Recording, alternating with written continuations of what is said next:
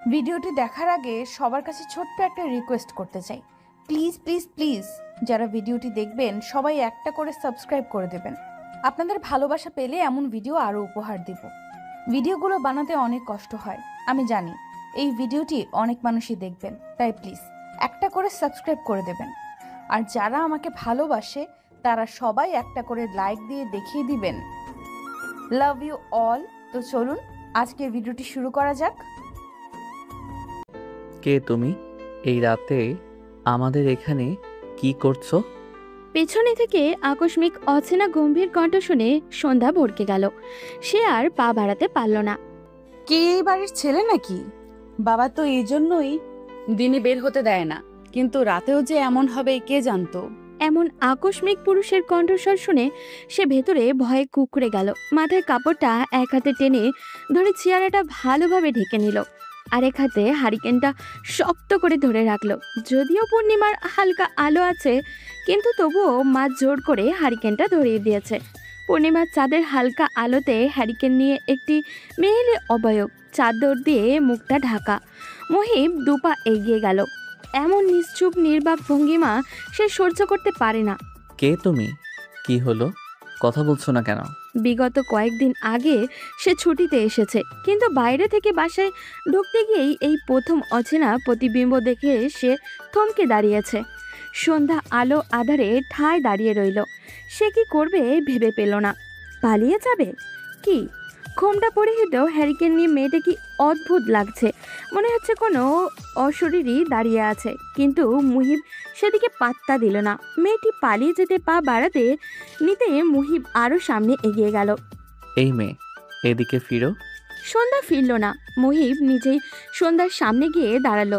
যদিও বা রাত, কিন্তু পূর্ণিমার হালকা আলো আছে, আর মেয়েটির মুখের সামনে থাকা হ্যারিকেনের আলোতেই সবকিছু আরও বেশি স্পষ্ট। মেয়েটা তার গায়ের চাদর দিয়ে মুখ ঢেকে রেখেছে বলে চেহারা দেখা যাচ্ছে না। মুহিব পর্যবেক্ষণ করলো। এই রূপ গঠনের মেয়ে এর আগে সে এ পাড়ায় তো দেখেছে বলে মনে হচ্ছে না। এই রূপ অচেনা মেয়ে তাদের বাসার উঠানে কি করছে সেটা জানার জন্য তার আরও আগ্রহ বেড়ে গেল। সন্ধ্যা চাদরের আড়ালে তার সামনে আকস্মিক দুটো পা এসে দাঁড়াতে হকচকিয়ে পিছিয়ে গেল। সে কিছু বলতে মুখ খুলতে নিতেই ছোট বোনের ডাকে থেমে গেল। পেছন থেকে কুসুম এসে সন্ধ্যার পিছের চাদরের কোণাটা ধরে টান দিতেই তার মাথা থেকে চাদর আঁচল নিচে পড়ে গেল। চাদর সরাতেই খোলা মাথা বেরিয়ে সেই ফর্সা সুন্দর চেহারাটা হ্যারিকেনের আলোতে জলজল করে উঠল। কৃত্রিম আলোর পাশাপাশি চাঁদের আলোয় ভালোই স্পষ্ট সব। সন্ধ্যা তড়িঘড়ি পেছনে ফিরে আঁচল টেনে মুখ ঢেকে খুব দ্রুতই প্রস্থান করলো। আর মুহিবের সময়টাও ওখানেই আটকে গেল। তার ধ্যান 2 সেকেন্ডের সেই সময়টাতেই আটকে গিয়েছে। এতটা উজ্জ্বল মুখশ্রী! সে ধ্যান থেকে বেরিয়ে কিছু বলার ওঠার পূর্বেই মেয়েটি তার চেয়ে অনেক দূরে চলে গেল। এ যেন পূর্ণিমার আলোতে আরেক পূর্ণিমা। মুহিব কথা বলতে ভুলে গেল। সে যেন এতদিন এমনই একটি মেয়ের অপেক্ষায় ছিল। বাড়ির উঠান পেরিয়ে ঘরের দরজার কাছে যেতেই যে ভয়টা সব সময় পায়, সেটাই হলো সন্ধ্যার। আব্বা চলে এসেছে। বারান্দার খাটে বসে আছে। উঁচু আওয়াজে সন্ধ্যার নাম ধরে বাড়তে হাঁক ছাড়ল। সন্ধ্যার ছোট বোন কুসুম তার আপার দিকে ভয়ার্ত দৃষ্টিতে তাকালো। সন্ধ্যা হ্যারিকেনটা নিভিয়ে দিয়ে ধীর পায়ে ঘরের কাছাকাছি এগিয়ে গেল। ততক্ষণে সন্ধ্যার মা জোহরা ঘর থেকে গ্লাস ভরে পানি নিয়ে স্বামীর সামনে দিল। সন্ধ্যা কই? জোহরা শান্ত স্বরে উত্তর দিল, ঘরে আছে। আমি ডাকতাছি, তবুও আসতেছে না কেন? জোহরা জানতো একটা না একটা খোঁজ বের করবেই, তাই সে চুপচাপ রইল। সন্ধ্যা ধীর পায়ে ঘরের বারান্দার কাছে এগিয়ে গেল। সে কুসুমকে কিছু একটা ইশারা করতেই কুসুম ধীর পায়ে বাবার পাশে গিয়ে বসলো। এই সুযোগে সন্ধ্যা দ্রুত পায়ে বাবার পেছন দিয়ে ঘরে ঢুকে গেল। ঘরে ঢুকতেই সে স্বস্তির শ্বাস ফেলে চুলার কাছে এগিয়ে গেল। ও একটু কাজ করছে, রান্না চড়িয়েছি তাই। তোমাকে মামের এই শুদ্ধ শুদ্ধ বয়ানগুলো আমার লগে কইবা না তো। আর এই মেয়ের আমার অবাধ্য কবে থেকে হইল? ডাকতাছি তাও আসতাছে না। ও চুলার কাছে তাই। আর তুমি তো ওকে সব সময় ঘরবন্দি করে রাখো। তুমিই তো বারান্দায় আসা বারণ করে দিয়েছো। জোহরার কথাগুলো বলতে দেরি, কিন্তু গালে সজোরে একটা থাপ্পড় পড়তে দেরি হলো না। জোহরা গালে হাত দিয়ে স্বামীর মুখ পানে চেয়ে দাঁড়িয়ে রইল। হাতে থাকা গ্লাসটা মাটিতে গড়িয়ে পড়ল। পুরুষের শক্তপোক্ত হাত স্বাভাবিকভাবে গালে আঘাত লাগবে, কিন্তু এটা অনেক রাগ থেকে দিয়েছে বিধায় ব্যথা একটু বেশি অনুভব হচ্ছে। সে চোখ মুখ খিচে ব্যথা সংবরণ করার চেষ্টা করলো। ব্যর্থ হতে গিয়েও তিনি সামনে নিলেন। তার শক্ত থাকা লাগবে। বাবার এমন কার্যকলাপ দেখে কুসুম দ্রুত দৌড়ে গিয়ে বই নিয়ে পড়তে বসলো। মাটিতে স্টিলের গ্লাসটা পড়ে দীর্ঘক্ষণ ধরে ঝনঝন শব্দ তুলেছে। জোহরা সেদিকে তাকালো। তোমার মাইয়া তোমার এইসব দেখাই তো বেয়াদব হইব। আর আমার মাইয়া আমি জানবো তাকে কিভাবে রাখতে হইব। জোয়ান মাইয়া কখন তো যায় না। জোহরা আর চুপ থাকতে পারল না। সেও সামান তালে বলে উঠল। কেন, তোমার ঘটনার পুনরাবৃত্তি হবে বলে ধারণা করছো নাকি? চিন্তা করো না, যুগ পাল্টিয়েছে। সবাই তোমার মতন একটা মেয়েকে জোর করে বিয়ে করবে না। অনিস মিয়া তেড়ে এলো। জোহরা ভয় পেল না। তিনি জানেন সে মারবে না, কারণ আর যাই হোক না কেন আনিস তাকে ভালোবাসে, এটাই সত্যি। কিন্তু সেদিক দিয়ে জোহরার পক্ষ থেকে কোনো ভালোবাসা ছিল না। এমন না যে এত বছরও তার সংসারের প্রতি মায়া আসেনি। তার মায়া আছে, কিন্তু তার ঘটনার পুনরাবৃত্তি ভয় তার স্বামীকে পেতে দেখে আরও রাগ ওঠে। সবাই কি তার মতো নাকি যে তার স্থান ভুলে যাবে? তার জন্য পরিবারের সাথে যোগাযোগটাও পর্যন্ত নেই। বিয়ের এত বছর পরেও তাকে এভাবে চোখে চোখে রাখে। এতটা ভাবতেই জোহরা তাচ্ছিল্য হাসলো। তার স্বামী মনে করে এত বছর পরেও জোহরা তার পছন্দের মানুষের সাথে ভেগে যাবে, এটাই তার মনের ভয়। জোহরা হাসলো। যে ঘটনা নিজে করেছে আর তার ফল ভোগ করেছে তার মা আর মেয়ে। আনিস মিয়া মারতে তেড়ে গিয়েও পিছিয়ে আসলো। এই মেয়েটিকে সে অসম্ভব ভালোবাসে, কিন্তু কেন জানি দেখাতে বা প্রকাশ করতে পারে না। সেই জন্যই হয়তো এখনও তার ভয় যে মেয়েটি বোধহয় শুধুমাত্র তার ভয়েই এখানে সংসার করছে। হয়তো এখনও তাকে ভালোবাসতে পারেনি। জোর করে কি আর ভালোবাসা হয়? তার বউ আর মেয়ে অসম্ভব সুন্দরী। সে নিজের কর্মকাণ্ডের জন্যই এই দুইটা মানুষকে সব সময় বাধার উপরে রাখে, কারণ তার ধারণা যদি মেয়েটার পরবর্তী জীবনও তার মায়ের মতো হয়, তার মাকে যেভাবে সে তুলে এনেছিল, মেয়েটিকেও যদি সেই রকম কেউ করে, বাবা হয়ে তো এটা তো সে মেনে নিতে পারবে না। তাই তো এত ধমকের মধ্যে রেখেও মেয়েটিকে ভয়ের মধ্যে রাখে। নয়তো তারও তো ইচ্ছা করে ফুলের মতো মেয়েটিকে কাছে টেনে আগলে নিতে, অথচ তার এই ভেতরের ভালোবাসাটা কেউ উপলব্ধি করতে পারে না। জোহরা সামনের দুয়ারের উপর থেকে পাটের বস্তা এনে পানি পড়ার স্থানটাতে বিছিয়ে দিল। মাটি হওয়াতে পানিগুলো শুষে নিলে সেই স্থানটা ভেজা ভেজা হয়ে কালচে রঙের হয়ে যায়। এই জিনিসটা তার বড্ড অপছন্দ, তাই তো তাড়াতাড়ি বস্তা এনে দিয়েছে। কিন্তু এরই মধ্যে পানি অনেকটা শুষেও গিয়েছে। সে বসে বস্তাটা দিয়ে মেঝেটা একটু মুছে সেই স্থানে আরেকটা শুকনো বস্তা বিছিয়ে দিল। বস্তা বিছিয়ে সে ঘরে ঢুকে গেল। ঠোঁটের পাশে জ্বলছে খুব, ছিঁড়ে টিড়ে গেল নাকি? সন্ধ্যায় রান্নাঘরেই ছিল। মা চুলাতে রান্না চড়িয়েছে। সে চুলার কাঠটা ভালো মতো ঠেলে দিল। গ্লাস পড়ার আওয়াজটা সে শুনেছে, কিন্তু যায়নি। সে জানে তার বাবা ঠিকই আবার মাকে আগলে নিবে, কিন্তু সে গেলে হয়তো রেগে যাবে, আবার সেই রাগ তার মায়ের উপরেই ফেলবে। তাই সে উঠে মায়ের কাছে গেল না। সে বুঝতে পারে না তার বাবার চক্ষুশূল কেন সে, এই প্রশ্নের উত্তর তার জানা নেই। রাতে খেয়ে দিয়ে শুতেই কুসুম বোনকে জড়িয়ে নিল। সন্ধ্যা আলো আধারের মাঝে এক নজর বোনের দিকে তাকিয়ে জড়িয়ে ধরা হাতটার উপরে হাত রাখলো। হ্যারিকেনের আলো নিভু নিভু করছে, হয়তো জ্বালানি ফুরিয়ে আসছে। আপা, ঘুম আসছে না। সন্ধ্যা বোনের দিকে পাশ ফিরে বোনকে আগলে নিল। কুসুমের মাথায় চুলে হাত বুলাতে বুলাতে বলল, এবার ঘুম আসবে, ঘুমিয়ে পড়। আপা, একটা গল্প বলো না। কিসের? জিজ্ঞাসা করতেই কুসুমের মন নেচে উঠল। তার মানে আপা আজ গল্প শোনাবে? তোমার যেটা ভালো লাগে। আমার তো রূপকথা পছন্দ। তাহলে সেটাই বলো। বলেই কুসুম ফিরল বোনের দিকে। সন্ধ্যা রূপকথার সাগরে হারিয়ে গেল। তারও ইচ্ছা করে রূপকথার রাজকন্যাদের মতো করে মুক্ত পাখির মতো বিচরণ করতে। তারপর একটা সময় কোনো এক রাজপুত্র এসে ভালোবাসার চাদরে মুড়িয়ে নিয়ে যাবে। সন্ধ্যা হাসলো। এসব কি ভাবছে সে? রূপকথার জীবন কি কোনোদিনও ও মানুষ পায়? বেশ কিছু সময় পরে সে গল্প শেষ করে পাশ ফিরতে গিয়েই খেয়াল করলো কুসুম তাকে জড়িয়ে ধরা অবস্থায় ঘুমিয়ে পড়েছে। সন্ধ্যা হেসে বোনকে আরও আগলে নিল। পাশ ফিরে হ্যারিকেন বন্ধ করতে নিতেই অনুধাবন করলো তাদের বাড়ির পেছনে কেউ হয়তো হাঁটছে। সন্ধ্যার মনে মনে আওড়ালো, এত রাতে পেছনে মানুষ? সে পাত্তা দিল না। বাড়ির আশেপাশে ইদানিং মানুষের আনাগোনা বেড়েছে। কি জানি, হয়তো শীতের রাত, তাই চোরের উপদ্রব বেড়েছে। সন্ধ্যা কুসুমকে ডিঙিয়ে হ্যারিকেন নিভিয়ে বোনকে জড়িয়ে ধরে শুয়ে পড়ল। রাত গভীর থেকে গভীরতর হচ্ছে, কিন্তু তার চোখে ঘুম ধরা দিচ্ছে না। চারিদিক থেকে নীরব রাতের ঝিঝি পোকার ডাক ভেসে আসছে। তার ইচ্ছে করলো এক দৌড়ে বাইরে গিয়ে এই নিশ্চুপ পরিবেশটা উপলব্ধি করতে। তার মাঝে মাঝে ইচ্ছে হয় মুক্ত পাখির মতো অন্যদের মতো করে বাইরে বিচরণ করতে, কিন্তু বাবার কড়া নিষেধ।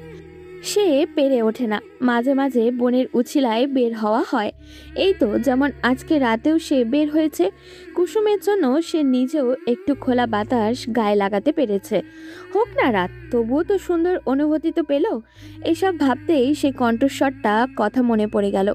এই প্রথম কোনো পুরুষের কাছাকাছি অবস্থান করেছিল সে। মুহিব নড়ে চড়ে বেশ কিছুক্ষণ ঘুমানোর চেষ্টা করলো, কিন্তু ঘুম যেন আজ তার সাথে আড়ি করেছে। বারবার চোখ বন্ধ করতে নিতেই চোখের সামনে ভেসে উঠেছে সেই হ্যারিকেনের হলদে আলোয় জলজল করা চেহারাটা। মুহিব শোয়া থেকে উঠে বসলো।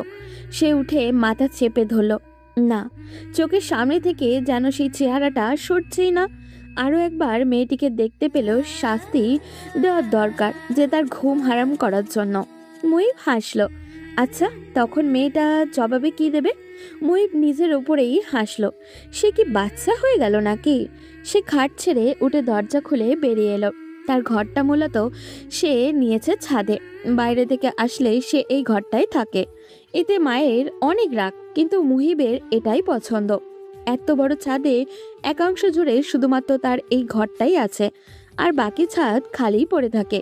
মুহিব দরজা খুলে খোলা ছাদের একদম কর্নারে গিয়ে দাঁড়ালো। আর চাঁদ যেন তার কিরণ উপছে দিয়েছে। সম্পূর্ণ ছাদ জুড়ে পূর্ণিমার আলোয় ছড়াছড়ি। বোঝাই যাচ্ছে রাত বেশ গভীর, চারিদিকে নিস্তব্ধতায় ঘেরা। আর গ্রামের তো মানুষ এমনিতেই খুব তাড়াতাড়ি ঘুমিয়ে যায়। চারপাশ থেকে জোনাকি দেখা যাচ্ছে। আলো আধারের মাঝে জোনাকিগুলো দেখতে বেশ মনোমুগ্ধকর লাগছে। মুহিব আকাশের দিকে তাকালো। দুই একটা ফানুস এখনো চোখে পড়ল। আজ বৌদ্ধ পূর্ণিমা, তাই সন্ধ্যা থেকে আকাশটা আলাদা সৌন্দর্যে ভরপুর ছিল। মুহিব ছাদের একদম শেষাংশে গিয়ে দাঁড়ালো। পরিবেশটা কুয়াশা তার চাদরে মুড়িয়ে দিয়েছে। চারিদিকে দেখে মনে হচ্ছে কোনো ভুতুরে পরিবেশ। মুহিব ট্রাউজারের পকেটে হাত পুরে সামনের দিকে দৃষ্টি দিল।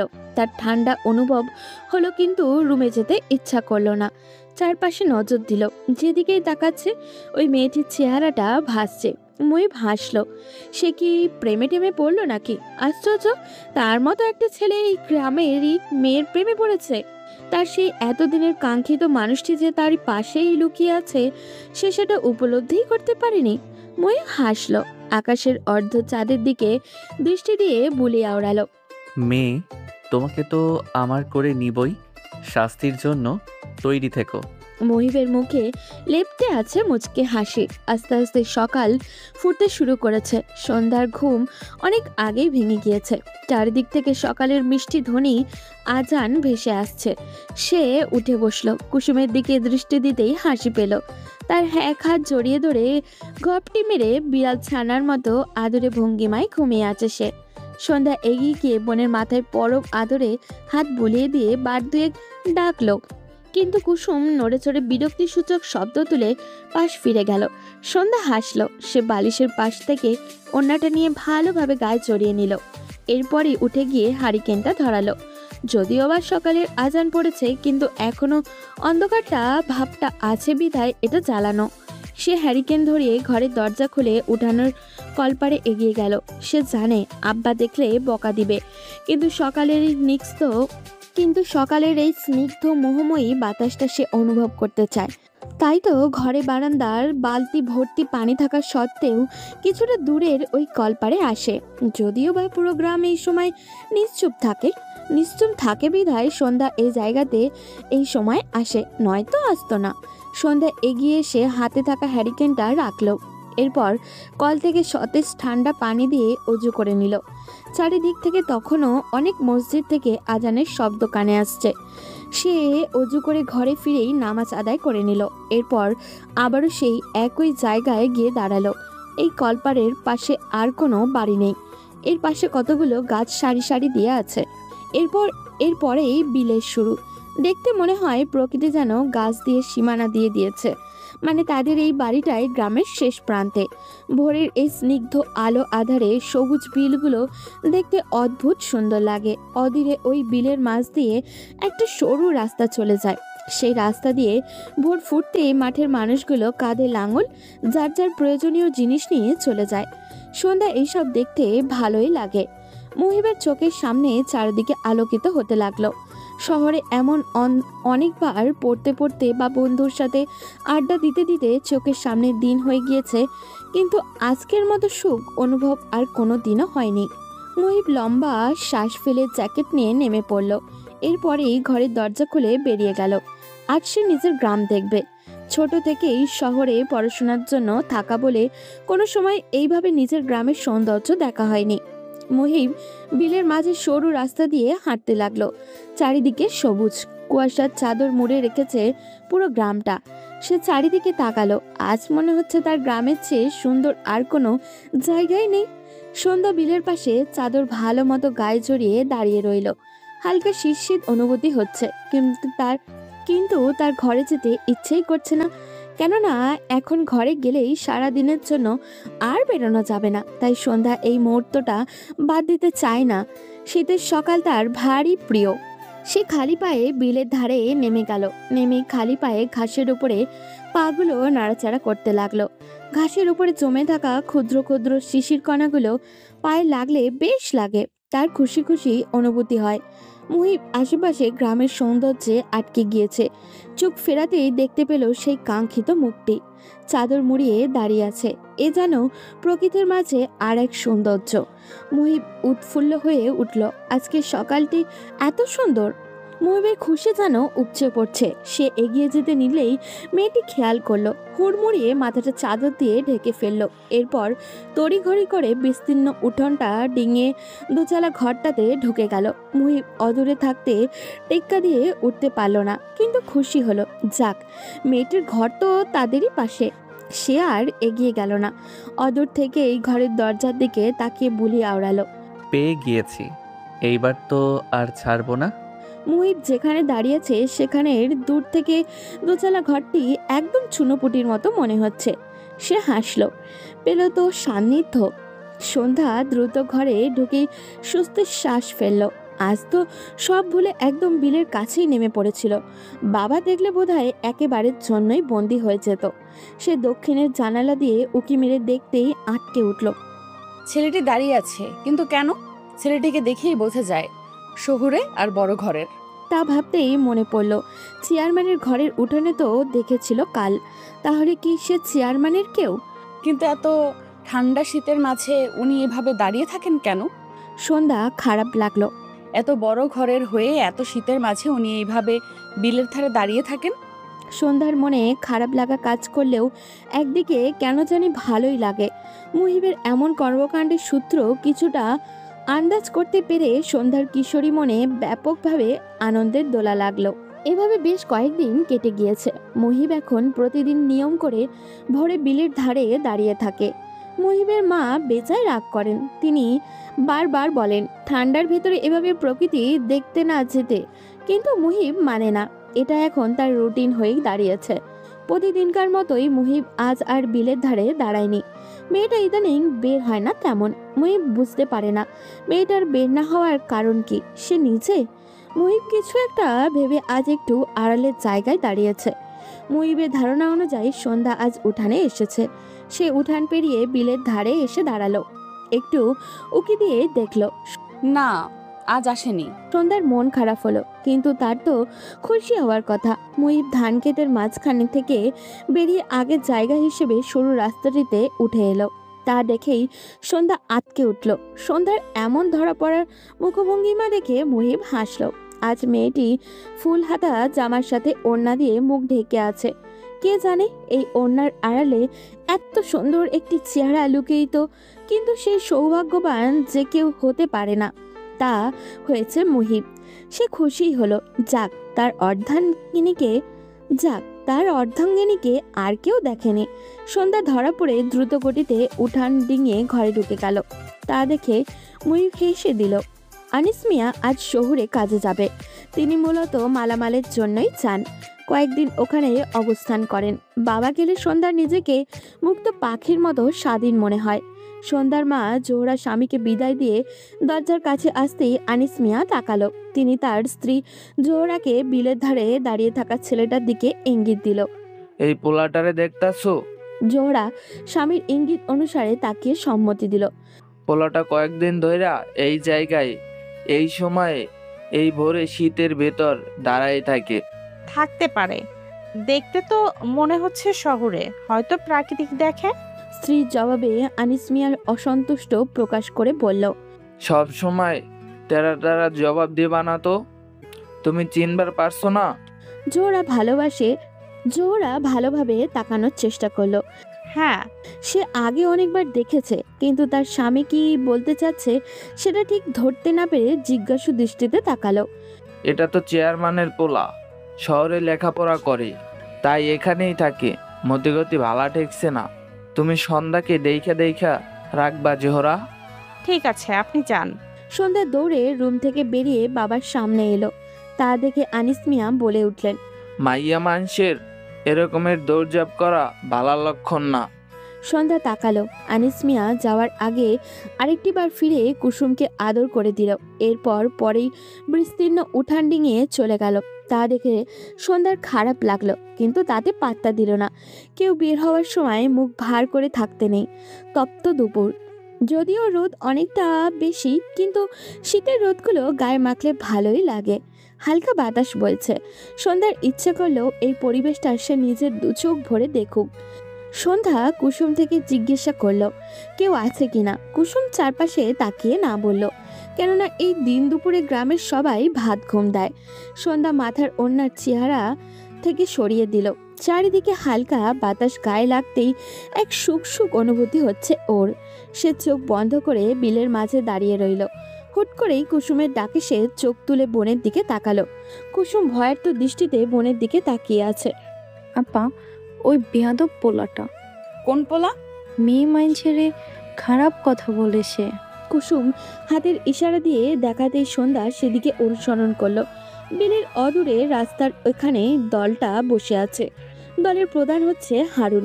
এই লম্পট হারুনের চোখ থেকে গ্রামের সব মহিলারা তাদের মেয়েদের সাবধানে রাখে। তার চোখ শকুনের, একবার চোখে পড়লেই শেষ। সন্ধ্যা তড়িঘড়ি করে ওড়নাটা মাথায় চাপালো। সে কি ভুল কিছু করে ফেলেছে? সে কুসুমের হাত ধরে বিলের সরু আইল দিয়ে এসে রাস্তায় উঠে গেল। রাস্তার ধারে বটতলায় এই দলটা থাকে সব সময়। লোকেরা লম্পাট হারুনি বলে। তাদের দলটা বকাটের দল। সন্ধ্যা দ্রুত পদে বোনকে নিয়ে ওদের ডিঙিয়ে আসতেই স্বস্তির শ্বাস ফেলল। যাক, তাহলে চেহারা দেখেনি। তার বাবা একটু রাগী বলে সবাই তাদের তেমন একটা খারাপ নজরে দেখতে পারে না। এদিক দিয়ে সে বাবাকে কৃতজ্ঞতার চোখেই দেখে। সন্ধ্যা স্বস্তির শ্বাস ফেলে পা বাড়াতে নিতেই কিছু একটা শ্রবণ করে পা থেমে গেল। ঘুমটা হারলে এতটা সুন্দরী হবা তা তো ভাবি নাই কোনোদিন। ভাবছিলাম ছোটটা বাপের মতোই কাটলা হবে, কিন্তু এতে দেখি হুড়পুরি। এভাবে জীবনে কি বুঝতে পারতেছো? আমার সাথে চলে আসছো, সুখে রাত বনে। হারুন কথাগুলো বলেই বসা থেকে উঠে দাঁড়ালো। সন্ধ্যা আড়াল থেকেও বুঝতে পারলো হারুনের দৃষ্টি লোভনীয়। তার গায়ে জ্বালা ধরে গেল। হারুন হাত দুটো সোজা করে আড়মোড়া ভেঙে সন্ধ্যার পিছনে এসে দাঁড়ালো। সন্ধ্যা দ্রুত পা চালাতে নিতেই হারুন তার দলের বাকিদের ইশারা করে বলল, দেখছোস আনিস মিয়া কি পাল্টাছে? শালা এমন ভাবে চালায় যে এমন সুন্দরী এত বছর চোখেই পড়ে না। চোখের সামনে এমন সুন্দরী থাইকেও আমরা বুঝতে পারিনি। সন্ধ্যার রাগে দুঃখে কান্না পেয়ে গেল। তা দেখে হারুন চেঁচিয়ে হাঁক ছাড়ল। কি সুন্দরী, ভয় পাইতেছ? ভয় নাই, হারুন আছে তোমার লগে। এখন থেকে তুমি শুধু হারুনের। তা বলতেই পাশ থেকে কয়েকজন ছেলে হারুনকে ইঙ্গিত দিতেই হারুন হেসে উঠল। আচ্ছা, এমন সুন্দরী নাকি আমার পোলাপানরাও চায়? তাই তুমি সবার প্রথমে হারুনের, তারপর বাকি সবার। বলে সবাই হো হো করে বিশ্রীভাবে এসে উঠতেই সন্ধ্যা বোনের হাত ধরে দ্রুত পা চালালো। কুসুম কিছু বলতে যাবে তার আগেই সন্ধ্যা হাত চেপে ধরল। এইসব লম্পট মানুষের সাথে ফেসে গেলে তো শেষ। আর তার উপরে হারুন চেয়ারম্যানের ভাইপো। এক কথায় শহুরে বাউন্ডেলের ছেলে গ্রামের নিতান্তই সাধারণ মেয়ের মাঝে আবদ্ধ হয়ে গেল। কথায় আছে না, কিশোরী মনের আবেগে কোনো বাধা মানে না। তাই তো সন্ধ্যা একই পথে হেঁটেছে। হাজার শিকলের মধ্যেও বাধা থেকেও সেও মনের অজ্ঞানে কিশোরী মনটা প্রাধান্য দিয়েছে, যেটা সে চায়নি। তবে হয়তো তাদের এই পথছালা লেখা ছিল, তাই তো না চাইতে দুজন মানবী পার্শ্ব কিছু চিন্তা না করেই নিজেদের মনকে এক অবৈধ বন্ধনে আবদ্ধ করে ফেলল। সন্ধ্যা এপাশ ওপাশ পাশ ফিরল। হ্যারিকেনের হলদে মিটমিটে আলোয় সন্ধ্যার ঠোঁটে হাসি লেগে আছে। মুহিবের কথা ভাবতে ভাবতেই চোখের পলকে মাঝরাত হয়ে গেল। কেন জানি ছেলেটার কথা ভাবতে গেলেই তার মুখে হাসি ফুটে ওঠে। হয়তো কেউ একজন তাকে এতটা প্রাধান্য দেয় সেটা ভেবেই। সন্ধ্যা ঘুমন্ত কুসুমের দিকে একবার তাকালো। কি সুন্দর করে ঘুমিয়ে আছে, কিন্তু তার চোখে ঘুম নেই। সন্ধ্যা হ্যারিকেনটা নিয়ে টেবিলের ধারে বসে পড়ল। টেবিলের সামনাসামনি জানালাটা খুলে দিল। খোলা জানালা দিয়ে ফুলের মিষ্টি ঘ্রাণ ভেসে আসছে। নিম গাছের ফুলের স্নিগ্ধ মোহময়ী ঘ্রাণটা সন্ধ্যার ভারী পছন্দ। আধারে চারিদিক থেকে ঝিঝি পোকার ডাক ভেসে আসছে। জোনাকিরা রাতের আধারে তাদের হলদে আলোয় অন্ধকারের মাঝে তাদের সৌন্দর্যের কিরণ ছড়াচ্ছে। সন্ধ্যা ব্যাগের কোণে থেকে কুসুমের হাতে দেওয়া চিঠিখানা খুলল। মুহিবের হাতে দেওয়া এটাই তার প্রথম চিঠি। কথায় আছে না, প্রথম যে কোনো কিছুই সুন্দর। সন্ধ্যা হ্যারিকেনের মিটমিটে আলোতে চিঠিখানার উপরে হাত বুলিয়ে দিল। এরপরেই চিঠিখানা খুলে পড়তে আরম্ভ করলো। কি সম্বোধন করব? আমি এখনো তোমার নাম জানি না, কিন্তু সেদিন পূর্ণিমার আলোতে মনে হয়েছে চাঁদের প্রতিচ্ছবি দেখলাম। শহরে ছিলাম বিধায় শখের বশে অনেকবার চিঠি লেখা হয়েছে পরিবার আর বন্ধুদের, কিন্তু আজকেরটা ভিন্ন। কেন জানি শব্দ গোলমাল হয়ে যাচ্ছে। তবুও লিখতে বসলাম। যেটাই লিখছি না কেন মনে হচ্ছে আমি তাল হারিয়ে ফেলছি। প্রিয়, কোনো এক কাল বৈশাখীর বিকালে যখন চারদিকটা নিকষ কালো আধারে ঢেকে যাবে, রাস্তার সবাই খুব তাড়া নিয়ে বাড়ি ছুটবে, তখন তুমি আর আমি পাড়ার সালাম চাচার চায়ের দোকানে খুব আরাম করে বসে চা আনতে বলবো। সালাম চাচার চা খেয়েছো? স্বাদ অনেক। সেই একসাথে চা পান করার মুহূর্তের সঙ্গী কি হবে? যেমনটা করে মুহূর্তেই কালো আকাশের বুক ছিঁড়ে আলোর বিকিরিত হবে, আর তোমার চেহারার মুচকি হাসিটা নিঃশব্দে বলবে আমি আছি। তখন আমিও হেসে চায়ের কাপে চুমুক দিব। বৃষ্টি ভেজা সোদা মাটির ঘ্রাণটা নাকে আসবে। তুমি আমাকে তোমার ওই সুন্দর চোখ দিয়ে আশ্বাস দিবে, যেন তোমার চোখ দুটো বলে উঠবে এভাবেই সঙ্গিনী হয়ে রয়ে যাব। কি পারবে? তোমাকে মুক্ত পাখির মতো রাখবো। কোনোদিন কি সেই সময়টাতে এভাবে স্বাধীনভাবে বৃষ্টি ভেজা সোদা মাটির গন্ধ নিয়েছ? যখন পাহাড়ের অলিতে গলিতে সন্ধ্যা নামবে, টুপটাপ শিশিরেরা ঝরে পড়বে পাতার আগায়, ঠিক তখনই কুয়াশার আড়াল ভেদ করে দেখা যাবে দুজন কপতি হাত ধরে হেঁটে আসছে। সেই দুজন কি আমরা হব? আমার সব সুখ তোমার কাছে এনে দিব। তুমি কি আমার ভালো মন্দের সব কিছুর সাথী হবে? পারবে কি সঙ্গিনী হতে? উত্তর পাওনা রইল। নয়তো ভোরবেলায় একটিবার বের হইও, নাম দিলাম না। চিঠিটা পড়তেই সন্ধ্যার ঠোঁটের কোণে হাসির রেখা দেখা দিল, যেন তার হাসিটা বলছে হ্যাঁ, এভাবেই বয়ে যাব। সন্ধ্যা চিঠিটা নিয়ে 5 বার পড়েছে, কিন্তু তার মন ভরছে না। আশ্চর্য, প্রতিটা শব্দই তার কাছে এত আপন মনে হচ্ছে কেন? ভোরবেলায় সন্ধ্যা নামাজ পড়ে আজ আবারও অনেকদিন পরে সেই জায়গায় এসে দাঁড়ালো। আধারের মাঝে কুয়াশায় ঘেরা হওয়াতে কিছুই দেখা যাচ্ছে না, কিন্তু তবুও সন্ধ্যার এই সময়টা ভালোই লাগে। শীত শীত অনুভূতি হয়। সে চোখ বন্ধ করে ভোরের স্নিগ্ধ হওয়া গায়ে লাগাতেই তার মনে হলো পাশে কেউ একজন এসে দাঁড়িয়েছে। সে ভয়ে চোখ খুলতেই দেখলো মুহিব দাঁড়িয়ে আছে। সন্ধ্যা তাকালো। এই প্রথম লোকটিকে একদম কাছ থেকে দেখেছে, যে লোকটা তাকে এক পলক দেখার জন্য তীব্র শীতের মাঝেও দাঁড়িয়ে থাকে। এতটা গুরুত্ব তাকে কেউ কোনোদিনও দেয়নি, তাই এত মায়া অনুভব হয় তার প্রতি। সন্ধ্যা ওড়না ভালো মতো চেপে সরে আসলো। সরেই আশেপাশে তাকালো। মুহিব হাসলো আর বলল, ভয় নেই, এই সময় কেউ থাকে না, তুমি জানোই। আপনি উত্তর পেয়েছি তাই এসেছি। এই ঠান্ডার ভেতরে এইভাবে এখানে দাঁড়ান কেন? তোমার দেখা পাওয়ার লোভে। ঠান্ডা লাগে না? তোমাকে দেখার তৃষ্ণাতে সব কিছু সয়ে যায়। মুহিবের শান্ত স্বরে বলা কথাটা সন্ধ্যার কি যেন খুঁজে পেল। এতটা গুরুত্ব সে? সন্ধ্যার জবাবে কিছু বলল না। মুহিব তাকালো। জানো, তুমি পূর্ণিমার মতো সুন্দর। গল্পের ডায়লগ বলবেন না। তুমি গল্পের বইও পড়ো? হ্যাঁ, পড়ি। বাহ, এই যুগে আমার গ্রামে এমন একটা মেয়ে আছে, আমি ভাবতেও পারিনি। মুহিবের কণ্ঠে অবাকের রেশ। সন্ধ্যা চুপ রইল। মুহিব অদূরের কুয়াশায় ঘেরা ধান ক্ষেত গুলোর দিকে দৃষ্টি দিল। সন্ধ্যা, তোমাকে আমি ভালোবাসি। আপনার আর আমার স্থান আলাদা। ভালোবাসার মাঝে কোনো ভেদাভেদ নেই। সমাজ তো আছে। সমাজ থাকবেই, সেটা ইতিবাচক বা নেতিবাচক হোক, সমাজ বলবেই। কিন্তু আমি চাই না কোনোটার প্রভাব পড়ুক। ঠিক আছে, তোমার কথাই হবে। অবশ্যই তোমার মতামতকে সম্মান জানাই। ইতিমধ্যেই ভোর ফুটতে শুরু করেছে। চারিদিকে আস্তে আস্তে আলোকিত হচ্ছে। সন্ধ্যা ঘরের দরজার দিকে তাকালো আর বলল, মা ওঠার সময় হয়ে এসেছে। সে চলে যেতে নিলে মুহিব পথ আটকালো আর বলল, আমি খুব তাড়াতাড়ি পরীক্ষা শেষ করে তোমার কাছে আসব, তোমাকে নিজের সাথে বাঁধিয়ে নিব। সন্ধ্যা পা বাড়ায়। অর্ধেক পথ এসেই হেসে ফিরে তাকায় মুহিবের দিকে। মুহিব নিস্তব্ধতায় ঘেরা রাত উপভোগ করছে। এমন সময় কাঁধে কারো স্পর্শ পেয়ে মুহিব ফিরে তাকিয়ে আবারও সামনের দিকে দৃষ্টি দিয়ে স্বাভাবিক কণ্ঠে বলল, তুই? হ্যাঁ মামা। মুহিব সামনের দিকে তাকিয়ে রইল। হারুন বলল, ইদানিং আমারে আর কোনো খোঁজ নেয় না তুমি, কি ব্যাপার? মুহিব হাসলো। তুই একা একা মুচকি হাসতেছস কেন বলতো? কি মনে হচ্ছে? মুহিব হারুনের দিকে তাকিয়ে প্রশ্ন ছুড়ে দিল। তার প্রশ্নের ধরন বুঝতে পেরে হারুন চমকালো। মামা প্রেমে পড়ছস তাই না? খেয়াল করতেছি সব। পর মুহূর্তেই হারুন আবারও বলে উঠল, দেখাবা না? প্রেমে ধরা যায় না, সে যে লজ্জাবতী। তবে হ্যাঁ, পেয়েছি তো অবশ্যই। আবার আসবো, তখন দেখাবো। হারুন খুশি হলো। তার ভাই সমান বন্ধু প্রেমে পড়েছে। মুহিব তাকালো হারুনের দিকে। সে ভ্রুকুচকে জিজ্ঞাসা করলো, তোকে এমন খুশি লাগছে কেন? হারুন মাথা চুলকালো। তা দেখে মুহিব আর চোখে তাকালো। কি ব্যাপার? এই গ্রামে তো একই মাইয়া আছে, তারা আমারই লাগবো।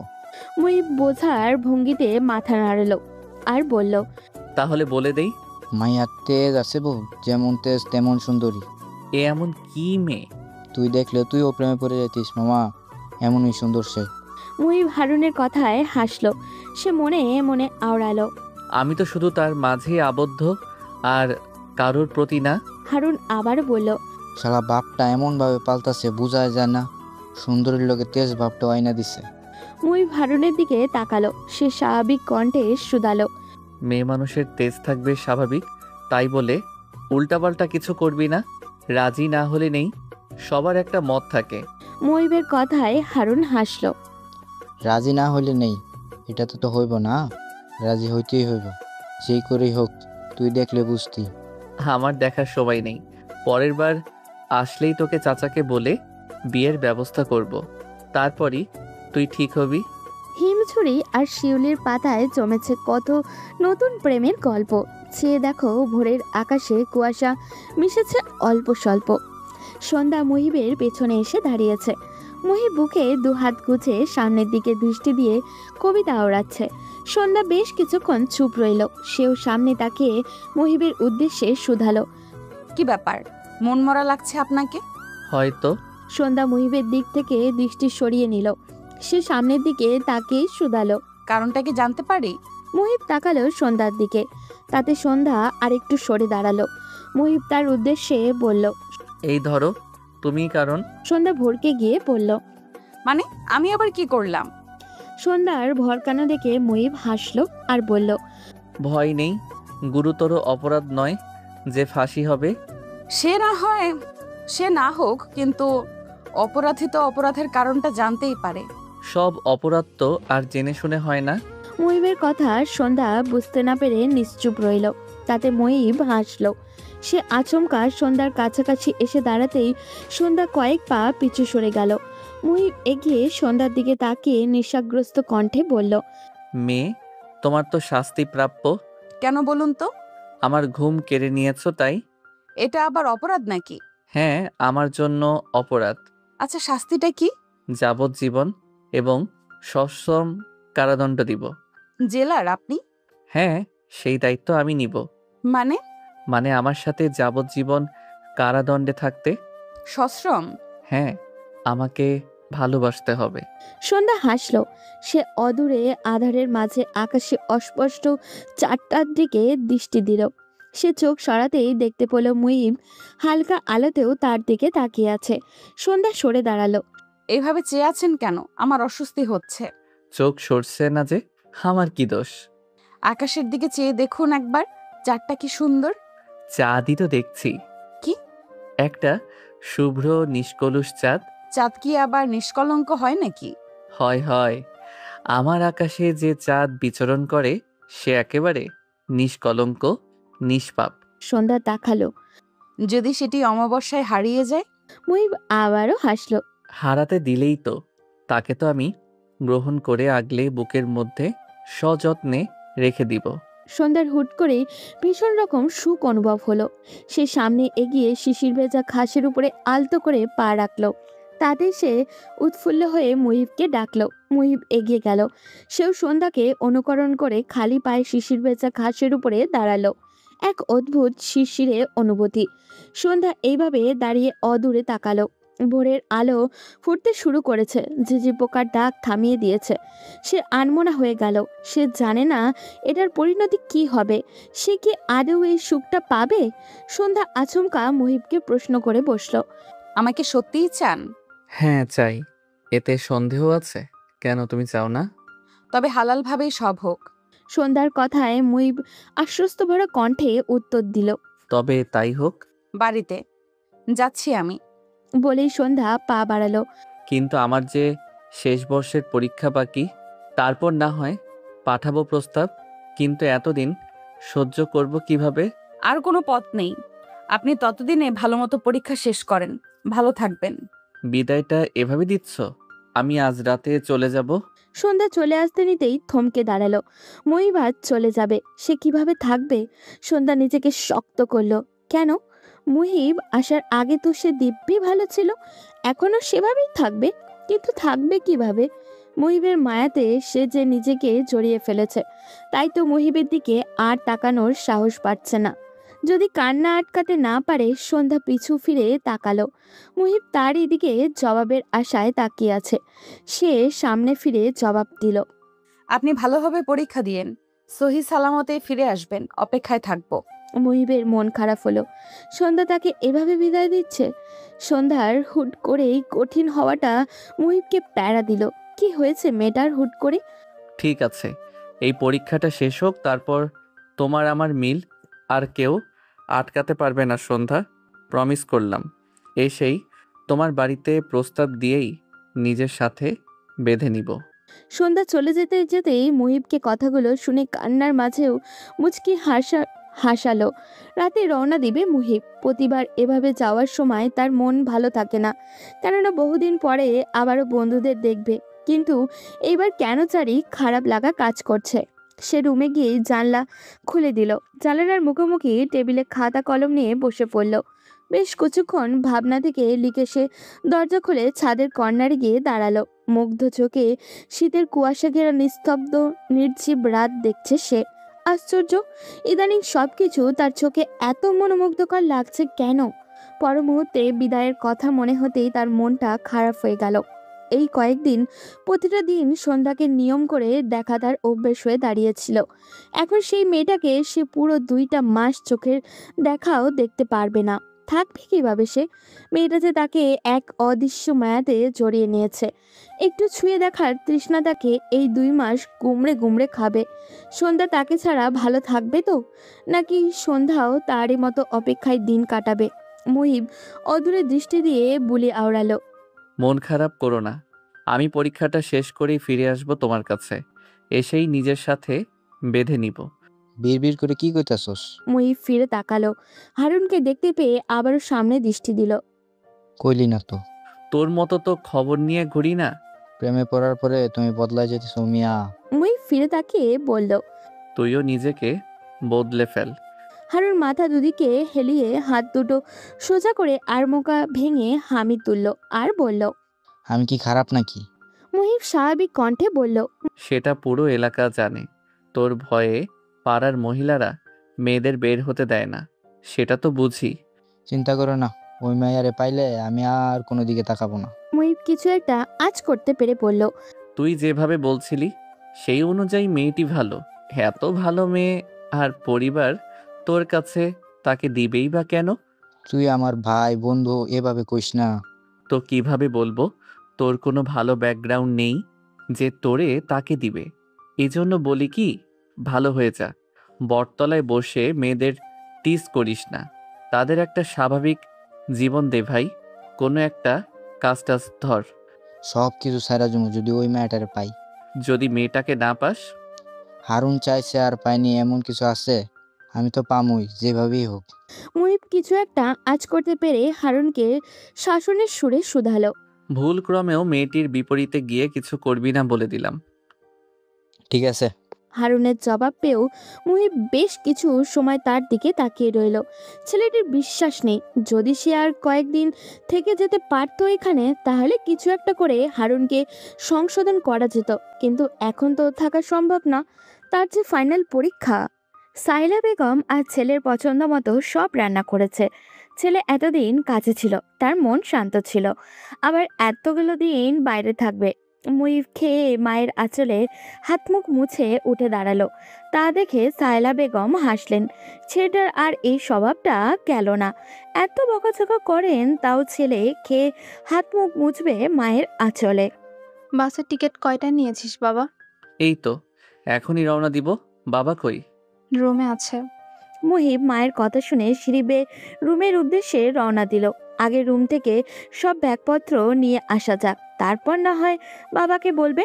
মুহিব রুম থেকে বেরোনোর সময় বইয়ের মাঝ থেকে চিঠিটা নিয়ে পকেটে গুজে নিল। হারুনও হাতে হাতে মুহিবের ব্যাগটা নিয়ে নেমে এলো। সাহেলা বেগম দুজনকে ধরে ব্যাগ নামাতে দেখে বললেন। এত কষ্ট করে বইগুলো শুধু শুধু আনতে গেলি, পড়া তো হয়নি। মুহিব ব্যাগের দিকে তাকালো। আসলেই এইবার তো ভুলেও বই খোলা হয়নি। হারুন চাচির দিকে তাকালো। চাচি, অন্যের পোলার বই আনছে, সেটার বোঝাটা বহন করতেছে, তাও সহ্য হচ্ছে না। মুহিব বাদ সাধলো। মা তো মাই হয়, সন্তানের এইসব বোঝা তাদের জন্য অনেক কিছু। হারুন শুধালো। হ্যাঁ, মা তো মাই হয়। আর তার অন্যমনস্কতা দেখে সায়লা বেগম এগিয়ে গিয়ে প্লেটে খাবার বাড়তে বাড়তে ডাকলেন। এই আয়, খেয়ে নিবি, সারাদিন শুধু বাইরে টোটো করিস। হারুন লোভনীয় খাবার দেখে তাড়াতাড়ি খেতে বসে গেল। মা, আমি একটু আসছি বলেই মুহিব ব্যাগপত্র রেখে বেরিয়ে গেল। সাহেলা বেগম পিছু ডাকতে গিয়েও ডাকলো না। হয়তো কোনো বন্ধুকে বিদায় জানাতে যাচ্ছে। সন্ধ্যার রাতে ঘুম আসছে না। সে ছটপট করে উঠে বসে পড়ল। কি আশ্চর্য, আগে সে শোবার সাথে সাথেই ঘুমিয়ে পড়তো, ইদানিং একদমই আসছে না ঘুম। মুহিবের মতো তারও ওই একই রোগে ধরল নাকি? সন্ধ্যা হাসলো। না, এই রোগে শান্তি আছে, খুব শান্তি আছে। নিজেকে সুখী সুখী মনে হয়। সে হ্যারিকেন নিভাতে গিয়েও মনে হলো তাদের ঘরের আশেপাশে কেউ হাঁটছে। সে পাত্তা দিল না, কিন্তু পর মুহূর্তে কে যেন ভেবে শোয়া থেকে উঠে পড়ল। হ্যারিকেনের নিভু নিভু আলোতে জানলার ধারে এগিয়ে গেল। জানলা খুলতেই দমকা হাওয়া এসে গায়ে অদ্ভুত শিহরণ বয়ে গেল।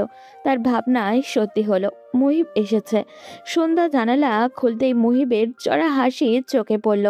সন্ধ্যা সতর্ক চোখে মায়ের রুমের দিকে একবার পিছু ফিরে তাকালো, এরপর সাবধানী কণ্ঠে ফিসফিসিয়ে বলল, আপনি? হ্যাঁ আমি। ঘুমাওনি এখনো? আমার কথা ভাবছো বুঝি? আপনার কথা কেন ভাববো? আজে বাজে বকবেন না। জানি জানি। সন্ধ্যা বারবার পিছু ফিরে তাকাচ্ছে। সে মুহিবের দিকে তাকিয়ে শুধালো, এত রাতে? আমি এখন চলে যাব সন্ধ্যা, একেবারে 2 মাস পরে আসবো। সন্ধ্যার বুক ধরফর করে উঠল। তার কান্না পেয়ে গেল। মুহিবকে সে আর 2 মাস দেখবে না? কিভাবে থাকবে ও? মুহিব সন্ধ্যার চেহারা দেখে আজ করতে পারল। সে জানালো, এর মাঝে আমাদের আর কোনো যোগাযোগ হবে না। এসেছিলাম তোমার জানালায় চিঠি রাখতে, কিন্তু ভাবিনি তুমি জেগে থাকবে। ভালোই হয়েছে, দেখার তৃষ্ণার অন্তত একটু হলেও পূর্ণ হয়েছে। ভালো থেকো সন্ধ্যা, আমি ফিরে আসবো খুব তাড়াতাড়ি। বলেই মুহিব চলে যেতে নিতেই পিছু ফিরে তাকালো। এগিয়ে এসে হাতের চিঠিটা সন্ধ্যার কাছে এগিয়ে দিল। কোনো প্রয়োজন পড়লে আমাকে ফিরতি চিঠি দিও। এখানে আমি আমার পোস্ট অফিসের ঠিকানা দিয়েছি। আর মাঝে মাঝে ডাকপিয়ন এলে এগিয়ে যেও। আমি মিস করলে পরীক্ষার মাঝে তোমাকে চিঠি দিব। আপনি পরীক্ষা ভালো মতো দিয়েন। ঠিক আছে, আমি যাচ্ছি। ভালো মতো থেকো। আমি ফিরে তোমাকে নিজের সাথে আগলে নিব। আমি আছি তোমার সাথে। সন্ধ্যার চোখ টলমল করে উঠল। মনে হচ্ছে পলক ফেললেই জল গড়িয়ে পড়বে। মুহিব পিছু ফিরতেই সন্ধ্যা পলক ফেলতেই টুপ করে জল গড়িয়ে পড়ল। মুহিব এসে সযত্নে তা মুছে দিল। আমি আছি তো, এভাবে বিদায় দিও না প্লিজ। আমি যে ভালো থাকতে পারবো না। হাসো। সন্ধ্যা হেসে হাত নাড়াতেই মুহিব পিছু ফিরে এগিয়ে গেল। অর্ধেক গিয়েও সন্ধ্যা বুঝতে পারল মুহিব সন্ধ্যার দিকেই তাকিয়ে রয়েছে। রাতের আধার মেখে প্রেমিক পুরুষের চলে যাওয়ার পথে তাকিয়ে থাকে সন্ধ্যা। বড্ড শীত করে ওঠে তার। হুট করে ভিতরে কাঁপন শুরু হয়। উষ্ণতার অভাবে মন কুকড়ে ওঠে যেন। এমন শীতকাল পেরিয়ে আবার 2 মাস পরে বসন্ত আসবে নিশ্চয়ই। তখনই হয়তো আবারও সেই পুরুষের সাথে দেখা পাবে। বেশ কিছুক্ষণ পরে মুহিব ফিরে এসে বাবার কক্ষে গেল। বাবা কিছু একটা লিখছেন। মুহিব ডাক দিল, বাবা, আসতে পারি? আজগর শেখ ফিরে তাকালেন। হ্যাঁ আসো। মুহিব বাবাকে বলে বিদায় জানিয়ে রুম থেকে বেরোবে তার আগেই আজগর শেখের ডাকে থেমে গেল। দাঁড়াও একটু, আমি দিয়ে আসবো তোমাকে। মুহিব মন মুহূর্তের মধ্যেই খুশিতে ছেয়ে গেল। এতবার আসা যাওয়াতে এই প্রথম বোধহয় বাবা তাকে স্টেশনে দিতে যাবেন, তাও বা নিজ দেখে। এটা তার বিশ্বাসযোগ্য হচ্ছে না। বাবা নামক মানুষটা সবসময় কাজের মধ্যে ডুবে থাকেন। সেই নিয়ে মুহিবের কোনো খারাপ লাগা বা অভিযোগ ছিল না, কিন্তু আজ নিজে থেকে বাবা তাকে স্টেশনে দিয়ে আসবেন সেটা সে ভাবতে পারছে না। মুহিব মায়ের দিকে এগিয়ে গেল। সাহেলা বেগম আঁচলে মুখ ঢাকলেন। তা দেখে মুহিব মাকে জড়িয়ে নিল। আহ মা, আমি তো প্রথম যাচ্ছি না। আবার কবে আসবি? এই তো, এই পরীক্ষাটা শেষ হতেই চলে আসবো। মুহিবের কথার মাঝে হারুন বাদ সাধল। চাচি কইতে হইব না, এবার মুহিব কর আগেই আমি চলে আসবো আর আপনার সঙ্গিনী আনবো। সাহেলা বেগম কিছু বুঝতে উঠতে পারলেন না। তার আগেই মুহিব হারুনের পিঠে চাপড় মেরে দিল। সে মাকে বিদায় জানিয়ে তড়িঘড়ি করে গাড়ির দিকে এগিয়ে গেল। আজগর শেখ ছেলের মুখের দিকে তাকালেন। তিনি স্ত্রীকে বলে গাড়িতে উঠে গেলেন। স্বামী ছেলেকে বিদায় দিতে যাচ্ছে তা দেখে শায়লা বেগমের মন খুব খুশি হলো। ছেলেটা তেমনভাবে বাবার সান্নিধ্য কোনোদিন পায়নি। আজ আর হারুন যাবে না, কেননা চাচা যাচ্ছে। মুহিব গাড়িতে উঠে হারুনকে শাসালো যেন ওই ব্যাপারে কোনো ভুল কিছু না করে। হারুন আশ্বস্ত দিলে মুহিব গাড়িতে উঠে পড়তেই আজগর শেখ গাড়ি ছেড়ে দিলেন। তিনি আজ নিজে ড্রাইভ করবেন। বাপ ছেলের মাঝে কেউ ঢুকুক তা তিনি চাচ্ছেন না। আজগর শেখ গাড়ি চালাচ্ছেন। শুনশান গ্রামের নীরব নিস্তব্ধতায় ঘেরা নির্জীব রাস্তা দিয়ে গাড়ি এগিয়ে যাচ্ছে। মুহিব বাইরে তাকিয়ে আছে। তার সন্ধ্যার কথা খুব মনে পড়ছে। 2টা মাস সে কিভাবে থাকবে মেয়েটাকে ছাড়া। সন্ধ্যাকে মনে পড়ছে ভীষণ। আরেকবার দেখা যেতে পারলে তার মন ভরত, কিন্তু তা তো আর সম্ভব না। মেয়েটিকে দেখার তৃষ্ণা তার সারা জীবনেও মিটবে না হয়তো। সর্বোপরি এইবারে পরীক্ষাটা কেমন হবে সেটাও সে ভাবতে পারছে না। আজগর শেখ ছেলের দিকে তাকালেন। ছেলেকে বাইরে অন্যমনস্কভাবে তাকিয়ে থাকতে দেখে তিনি চোখ সরিয়ে নিলেন। তিনি নীরবতা কিভাবে ভাঙবে সেটা ভাবছেন। আশ্চর্য, এলাকার এত বড় নামধারী মানুষ হয়ে তিনি ছেলের সাথে কথা খুঁজে পাচ্ছেন না। এতটা দূরত্ব হয়ে গেল তাদের বাপ ছেলের মাঝে। বেশ কিছুক্ষণ কথা বলতে চেয়েও তিনি কথা খুঁজে পেলেন না। তিনি খাকারি দিয়ে গলা পরিষ্কার করলেন। এতে মুহিবের ধ্যান মগ্ন হলো। সে বাইরে থেকে দৃষ্টি সরিয়ে বাবার দিকে তাকালো। বাবা, আপনি কি কিছু বলবেন? হ্যাঁ, পরীক্ষা ভালো মতো দিও। মুহিব হ্যাঁ বোধক মাথা নাড়াতেই তিনি আবারও বলে উঠলেন, এটা তোমার পরীক্ষা শেষ না? হ্যাঁ। মুহিব জানে বাবা কথা বলতে চাইছে, তাই জানা কথাগুলো আবারও আওড়াচ্ছে। ভালো মতো দিও। এটার পরে তুমি যেটা ইচ্ছে সেটা করতে পারো। চাইলে বাবার ব্যবসাতে ঢুকতে পারো, আর না চাইলে কোন একটা চাকরিও করতে পারো, বাধা দিব না। তবে চাকরিতে ঢুকলেও আমার ব্যবসার দেখাশোনা করতে হবে। অভিজ্ঞতা সবকিছু নিতে পারো। জি। গাড়ি স্টেশনে পৌঁছে গিয়েছে। আজগর শেখ গাড়ি থামিয়ে নেমে পড়লেন। গাড়ির পেছনে তিনি নিজে গিয়ে ছেলের ব্যাগ নিয়ে এসে মুহিবকে দিলেন। বাস এসে পড়েছে। এখনো বেশ কিছু সময় বাকি আছে। 5 মিনিট দাঁড়াবে? মুহিবের পা থেমে গেল। সে আবারও পিছু ফিরে বাবার কাছে এগিয়ে গেল। আজগর শেখ ইতস্তত বোধ করলেন, কিন্তু ছেলেটাকে যে তিনি বড্ড ভালোবাসেন, এই ছেলেটার কষ্ট তিনি সহ্য করতে পারবেন না। মুহিব বাবার ইতস্তত ধরতে পারল না। সে শান্ত কণ্ঠে শুধালো, বাবা বলো, নির্দ্বিধায় বলো। আজগর শেখ ভরসা পেলে তিনি ছেলের দিকে তাকালেন। কাউকে ভালোবাসো? মুহিব চমকে তাকালো বাবার দিকে। ছেলের চমকানো দেখে আজগর শেখ নিজেকে নরম করে হাসার চেষ্টা করলেন। তখন হারুনের বলা কথার অর্থ আমি বুঝেছি, তাই বলছি, কাউকে ভালোবাসলে ইতস্তত করিও না, বাবাকে বলিও। এই বাবা সবসময় থাকবে। আমি নিজেই প্রস্তাব নিয়ে যাব। মুহিব যেন ভরসা খুঁজে পেল। সে বাবাকে জড়িয়ে ধরল। আজগর শেখ আচমকা ছেলের জড়িয়ে ধরাতে ভরকে গেলেও নিজেকে ধরাস্ত করে নিজেও জড়িয়ে ধরলেন। তার মনে হচ্ছে এতদিনের বাপ ছেলের দূরত্ব ঘুচবে। বাস ছেড়ে দেবে। আজগর শেখ মুহিবকে তুললেন। তোমার থেকে 5 মিনিট নিয়ে 10 মিনিট কাটিয়ে দিয়েছি। মুহিব হাসলো আর বলল, এই 10 মিনিট আমার কাছে অনেক কিছু। ঠিক আছে, এইবার যাও, পরীক্ষাটা ভালো মতন দিয়ে ফিরে আসো। হ্যাঁ বাবা, আমি ফিরে এসে আপনাকে বলবো। ঠিক আছে, ভরসা করো বাবাকে, আমি আছি সব সময়, কিন্তু পরীক্ষাটা একদম নিশ্চিন্তে দিবে। মুহিবকে হেসে বাচ্চাদের মতো করে দুদিকে মাথা দোলালো। তার আর কিচ্ছু চাওয়ার নেই। সে বাসে উঠে গেল। জানলার পাশে বসতেই আজগর শেখ এগিয়ে হাত নেড়ে ছেলেকে বিদায় জানালেন। এক মনে খুশি লাগলো যে ছেলেকে সে ভরসা দিতে পেরেছে। সে যে চায় না তার ছেলের পরিণতি তারই মতো কষ্টদায়ক হোক, যেটা রেস তার এখনো রয়ে গেছে। এখনো গুমড়ে গুমড়ে খায় সে। ভোরের আজান পড়তেই সন্ধ্যার ঘুম ভেঙে গেল। ঘুম ঘুম চোখে সে নিজেকে খোলা জানালার ধারে আবিষ্কার করলো। মুহিবের কথা ভাবতে গিয়ে কোন সময় চোখ লেগে এসেছে সে সেটা টের পায়নি। সন্ধ্যা হ্যারিকেনের দিকে তাকালো। হ্যারিকেন একদমই নিবু নিবু অবস্থায়, যেন সে দায় পড়ে আলো দিচ্ছে। সন্ধ্যা বুঝতে পারল জ্বালানি ফুরিয়ে এসেছে। আসলেই তো সারা রাত ধরে আলো দিচ্ছে। সে উঠে দাঁড়ালো। হ্যারিকেন নিবু নিবু আলোতে ঘরটা ভুতুরে মনে হচ্ছিল। সন্ধ্যা তাড়াতাড়ি জ্বালানি নিয়ে এসে হ্যারিকেন ভালোভাবে আলো চালিয়ে দিল। হ্যারিকেনের আলোর দিকে এক মনস্কভাবে তাকিয়ে রইল সন্ধ্যা। তার কেন জানি মনটা ভালো লাগছে না। মায়ের রুম থেকে পায়ের আওয়াজ পেতেই সন্ধ্যার কান খাড়া হয়ে গেল। সে দাঁড়িয়ে পড়ল। মা আসছে। মা এলে বুঝে যাবে সে তেমন একটা ঘুমায়নি। সন্ধ্যা তার হাতে থাকা চিঠিটার দিকে তাকালো। হাতের মুঠোয় রেখে ঘুমিয়ে গিয়েছিল সে, তাই চিঠিটা একদম মুচড়ে গিয়েছে। তার খারাপ লাগলো। মুহিবের দেওয়া স্মৃতিটা সে মুচড়ে ফেলেছে নিজেরই অজান্তে। সন্ধ্যা নিজের ভাবনার উপরে হাসলো। কারোর দেওয়া স্মৃতি কি মুচড়ে ফেলা যায় নাকি? কি অদ্ভুত ভাবনা আসছে তার মাথায়। মায়ের পায়ের আওয়াজ পেয়ে সন্ধ্যা তড়িঘড়ি করে চিঠিটা তার ব্যাগের মাঝে ঢুকিয়ে ফেললো। এরপর উঠে দাঁড়িয়ে মুখ ভালো মতো মুছে নিল। জোহরা রুম থেকে বের হতেই মেয়েকে দাঁড়িয়ে থাকতে দেখে এগিয়ে এলেন। সন্ধ্যা মা? হ্যাঁ মা। জোহরা জহুরি দৃষ্টি ফেললেন মেয়ের দিকে।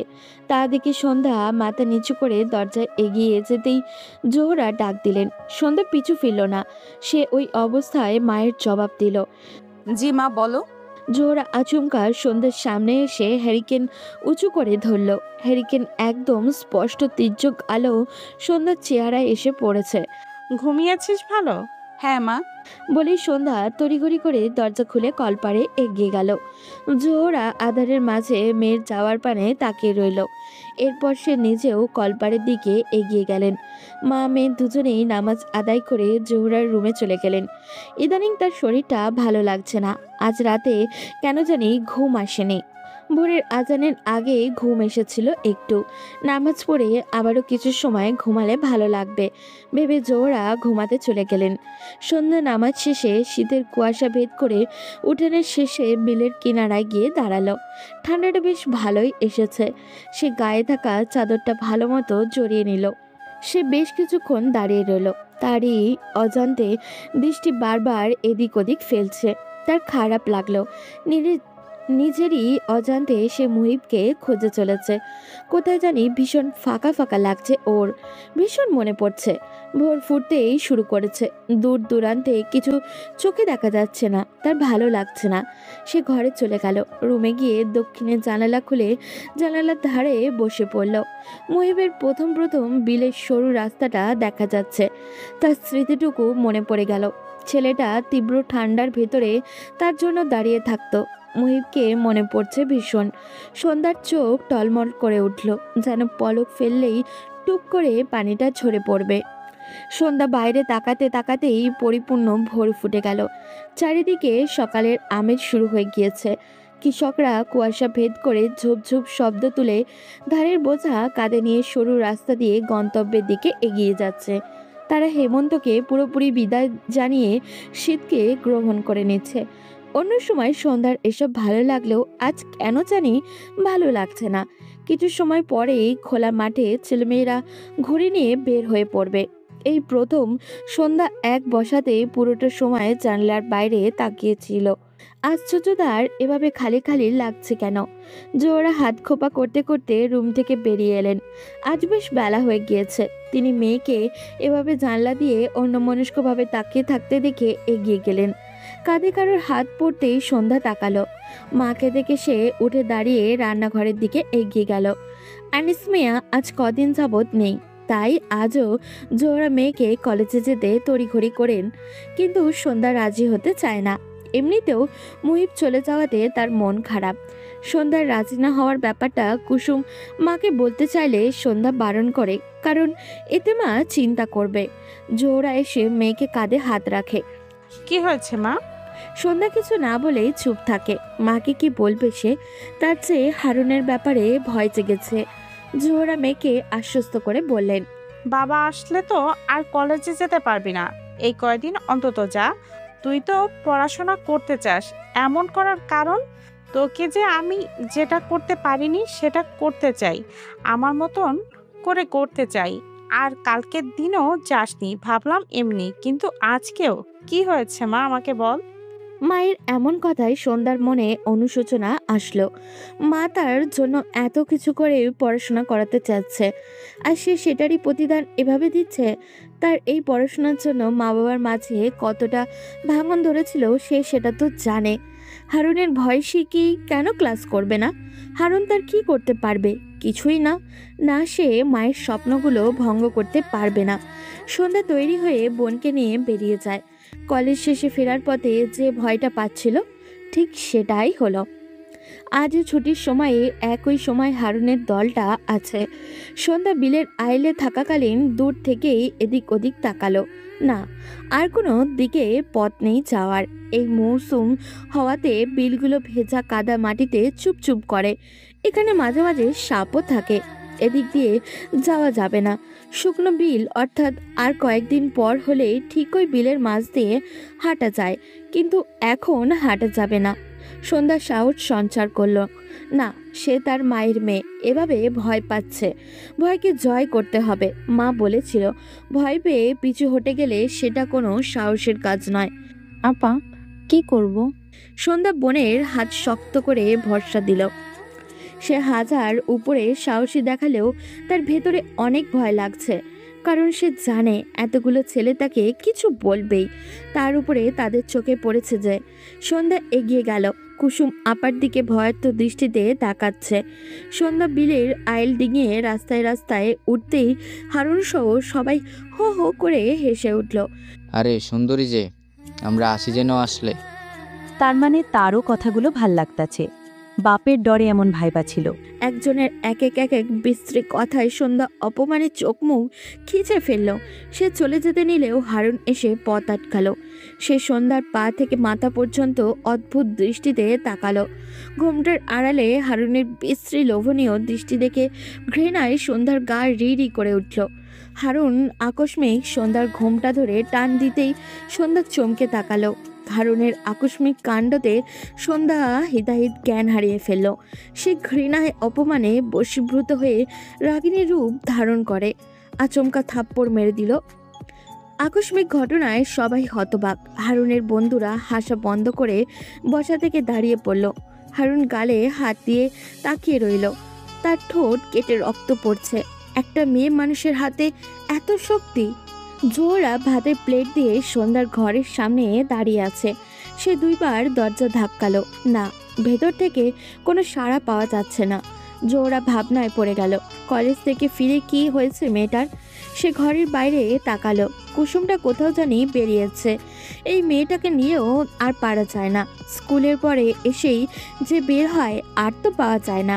তাই তো সে আসার সাথে সাথে জোহরা ভাত খেতে দিয়ে দেয়। আজকেও এর ব্যতিক্রম হয়নি। জোহরা ভেবেছিল সন্ধ্যা প্রতিদিনের মতো আস্তে ধীরে গোসল করে খাবে। আজকেও এটাই ভেবে সে নামাজে বসেছিল। জোহরা নামাজ শেষে এসে রান্নার ঘরে সব একই রকম দেখে সন্ধ্যার রুমের দিকে এগিয়ে গেল। ভাবলো তার সাথে খাবে বলে হয়তো মেয়েটা না খেয়ে অপেক্ষা করছে। সে সন্ধ্যার রুমে যেতে যাবে, বার দুয়েক ডাকলো। মেয়ে সাড়া না পেয়ে তার টনক নড়ল। মেয়েটার শরীর খারাপ হলো নাকি? জোহরা দ্রুত পদে সন্ধ্যার রুমের দিকে এগিয়ে গেল। রুমে ঢুকতেই সন্ধ্যাকে জানালার বাইরে সদূরে বিলের দিকে তাকিয়ে থাকতে দেখে গেল। জোহরা এগিয়ে গেল। এভাবে ডাকছি, সাড়া দিচ্ছিস না কেন? ভাত খাবি না? আমি ভাত বেড়ে দিচ্ছি, খাবি আয়। বলেই জোহরা চলে আসতে নিতে মেয়েটার সারা শব্দ না পেয়ে আবারও পিছু ফিরল। জোহরা এগিয়ে সন্ধ্যার কাঁধে হাত রাখতেই সন্ধ্যা ফিরে তাকালো। আচমকা জোহরা দূরে সরে গেল। মেয়ের এমন কান্নামাখা ভয় মিশ্রিত চেহারা দেখে থমকে গেল সে। সে দৌড়ে মেয়ের একদম কাছে চলে আসলো। সে উদ্ভ্রান্তের ন্যায় মেয়েকে জিজ্ঞাসা করলো, মা, তোর কি হয়েছে? এমন কেন লাগছে? সন্ধ্যা মায়ের কোমর ছড়িয়ে ধরে ফেলল। তার ভয়ের তো চেহারা দেখে জোহরা মেয়ের দুগালে হাত রাখলো। আদুরে কণ্ঠে বলল, কি হয়েছে মাকে বল। মায়ের ভরসামাখা কণ্ঠে সন্ধ্যা কাপা কণ্ঠে বলল, মা, আমি ভুল করে ফেলেছি। কি করেছিস আর এভাবে হাঁপাচ্ছিস কেন? আমি থাপ্পড় মেরেছি। বলেই সন্ধ্যা নিজের ডান হাতটা সামনে এনে দেখালো। এই হাত দিয়ে। জোহরা মেয়ের কথা বুঝতে পারল না। সে সন্ধ্যার দিকে তাকিয়ে রইল। কি বলছে তার মেয়ে এসব? তার মনে অনেক প্রশ্ন উকি দিচ্ছে। জোহরা নিজেকে শান্ত করলো। আস্তে ধীরে সব জানবে, কিন্তু তার আগেই তার নিজেকে স্বাভাবিক রাখতে হবে। কিন্তু স্বাভাবিক বা কিভাবে থাকবে সে? তার মেয়ে এসব কি বলছে? ততক্ষণে কুসুম রুমের দরজার কাছে এসে দাঁড়ালো। মা, আপা ওই বখাটে হারুনকে থাপ্পড় মেরেছে। জোহরা চমকালো। সে কুসুমের কথা শুনে সন্ধ্যার দিকে তাকালো। এই হারুনকে তো সবাই চিনে। তার ভয়ে পুরো এলাকার মহিলারা তাদের মেয়েদের সাবধানে রাখে। আর তার মেয়ে কিনা সাপের লেজেই পা দিয়েছে। তার আগে সব জানতে হবে। জোহরা নিজেকে শান্ত আর স্বাভাবিক করার চেষ্টা করলো। এমন ভাব করলো যেন সেটা স্বাভাবিক। সে মেয়েদের জিজ্ঞাসা করলেন, মাকে খুলে বল সব। কুসুম এসে শুরু থেকে শেষ পর্যন্ত সব বলতেই জোহরা থমকে দাঁড়ালো। মেয়েদের ভাবভঙ্গিমা দেখে জোহরা নিজেকে স্বাভাবিক করলো। এখন আর আফসোস করে লাভ নেই। যা হওয়ার হয়ে গিয়েছে। তার মেয়েগুলোকে সাবধানে রাখা উচিত ছিল। এখন থেকে সাবধানে থাকতে হবে। জোহরা হাসার চেষ্টা করলো। এটার জন্য এমন করছিস? হ্যাঁ, এটা তোর উচিত হয়নি, কিন্তু ন্যায় করেছিস। অন্যায় তো কিছু করিসনি, ভয় পাস না, কিচ্ছু হবে না, তোর এই মা তোর পাশে আছে। জোহরার সান্ত্বনা পেয়ে সন্ধ্যা মাকে জড়িয়ে ধরল। সে মায়ের ভরসা পাচ্ছে, কিন্তু পরে যদি কিছু হয়। জোহরা মেয়েকে জড়িয়ে ধরে ভাবনায় ডুবে গেল। হারুন যদি এটার রেস ধরে কিছু করে বসে, কিন্তু কি বলবে সে? তার মেয়ে যে তার এই তেজি রূপটাই পেয়েছে, সে যে ভুলটা করেছিল সেটারই প্রতিচ্ছবি ভাসছে তার চোখে। জোহরা আটকে উঠল। না, এটা কি ভাবছে সে? এটা যে জীবনেও হতে দিবে না, সে বেঁচে থাকবে এটা হবে না। জোহরা মেয়েকে বুকের মাঝে আঁকলে নিল। সন্ধ্যা মায়ের মুখে ছানার মতো করে ঢুকে গেল। মায়েদের গায়ে একটা অদ্ভুত ক্ষমতা থাকে, যেটাতে একটা সম্মোহিনী মায়া মেশানো আছে, যা মুহূর্তেই ভুলিয়ে দিতে দেয় সমস্ত যন্ত্রণা, হতাশা, যা হাজার ভুলের মাঝেও একটা পূর্ণাঙ্গ ভরসা দেয়। সন্ধ্যা ব্যতিক্রম নয়। সে মায়ের বুকে আরও জাপটে পড়ে কাঁদতে লাগলো। সে জানে তার সাথে মা আছে, কিন্তু কিন্তু কোথাও জানি তার ভয় হচ্ছে ভীষণ। হারুন পারে না এমন কোনো কাজ নেই। দিন পেরিয়ে রাত হলো। গভীর রাতে সন্ধ্যার মনে হলো তাদের ঘরের আশেপাশে কেউ আছে। সন্ধ্যা ভয় পেল। সে উঠে বসতেই জোহরা হ্যারিকেন নিয়ে রুম থেকে বেরিয়ে এলো। অন্য দিনের তুলনায় আজ জোহরার কান বেশি সজাগ হয়ে উঠেছে। সে বড় করে শব্দ করে ডাক দিল, কে ওখানে? জোহরার শব্দ পেয়ে ধূপ ধূপ শব্দ শোনা গেল। মনে হলো কেউ দৌড়ে পালাচ্ছে। জোহরা সন্ধ্যার মাথায় হাত বুলিয়ে ভরসা দিল। শুয়ে পড় মা। জোহরা নিজের জায়গায় শুয়ে পড়তেই সন্ধ্যা উঠে হ্যারিকেনের দিকে এক দৃষ্টিতে তাকিয়ে রইল। তার এই ব্যাপারটা কি আর কাউকে বলা উচিত? আর কেউ বলতেই সন্ধ্যার মুহিবের কথা মনে পড়ল। কেননা মুহিবকে দেখতে এলাকার বড় ঘরেরই মনে হয়েছিল। মুহিব তাকে একটা চিঠি দিয়েছিল যাওয়ার আগে। সেই চিঠিতে তার শহরের পোস্ট অফিসে ঠিকানা দেওয়া আছে। সে কি ব্যাপারটা মুহিবকে বলবে? তার কি তাকে অবগত করা উচিত সে যে কাউকে থাপ্পড় দিয়ে মেরেছে? সন্ধ্যা তড়িঘড়ি করে উঠে দাঁড়ালো। সে ব্যাগ থেকে মুহিবের শেষবার দেওয়া চিঠিটা নিয়ে বুকে আঁকলে নিল। হাতে কলম দিয়ে লিখতে গিয়েও সে লিখল না। থাক, পরীক্ষার মাঝে আবার মুহিব চিন্তা করবে। আজ কুসুমের পরীক্ষা শুরু। জোহরা সন্ধ্যাকে কলেজে যেতে দেয়নি। সন্ধ্যা নিজেও যাবে না। স্কুল বেশি দূরে নয়, এই এলাকার পথ দিয়ে কিছু দূর হাঁটলেই স্কুল, কিন্তু বিলের আইল ধরে হাঁটলে একদমই কাছে। জোহরা কুসুমকে স্কুলে পাঠিয়ে দিয়েছে। সে চায় না বাড়িতে সন্ধ্যা একা থাকুক। দুপুরের আজান পড়ে গেছে সেই অনেকক্ষণই যাবৎ, কিন্তু কুসুমের আসার সারা শব্দ নেই। জোহরা আশেপাশে খুঁজল, তবে কুসুমের খোঁজ পেল না। জোহরা প্রথমে ভাবল প্রতিদিন আপা থাকে তাই সরাসরি চলে আসে। আজ হয়তো বন্ধুদের সাথেই খেলতে খেলতে সময় পার হয়ে যাচ্ছে। এদিকে আজই আনিস মিয়া ফিরবেন, সেজন্য ভয়টা একটু বেশি। দুপুর গড়িয়ে বিকেল হতেই জোহরা আটকে উঠল। কুসুম গেল কই? এই বাড়ি ওই বাড়ি কোথাও নেই। জোহরা হিতাহিত জ্ঞান হারিয়ে সন্ধ্যাকে পাঠালো স্কুলের দিকে, আর জোহরা গেল দূরের এলাকাতে কুসুমের খোঁজ নিতে। সন্ধ্যা বোনের জন্য উদ্ভ্রান্ত হয়ে গেল। সে ঘোমটা টেনে বটতলার দিকে যেতেই হারুনের দলকে দেখে টনক নড়ল। সন্ধ্যাকে দেখে হারুন এক বিশ্রী হাসি দিল, যেন মনে হচ্ছে সন্ধ্যা আসবে এটা সে জানতো। সন্ধ্যার মনে ভয় চেপে ধরল। সে ভীতু চোখে আশেপাশে তাকালো। সন্ধ্যা ঘনিয়ে আসতে রাস্তার আর মানুষ নেই। সন্ধ্যা নিজেকে স্বাভাবিক রাখার চেষ্টা করলো। তার বুক ধড়ফড় করছে। সে পিছু ফিরে আসতে নিতেই হারুন বসা থেকে লাফ দিয়ে সামনে এসে তার পথ আটকে ফেলল। সন্ধ্যা ভিতরে ভিতরে নিজেকে প্রস্তুত করলো। হাল ছেড়ে দিলে হবে না, তার যেভাবেই হোক পালাতে হবে। সে হারুনকে ডিঙিয়ে দৌড়ে আসতে নিতেই হোঁচট খেয়ে পড়ে গেল। পা জ্বলছে খুব। সন্ধ্যা উঠে বসার চেষ্টা করলো। সে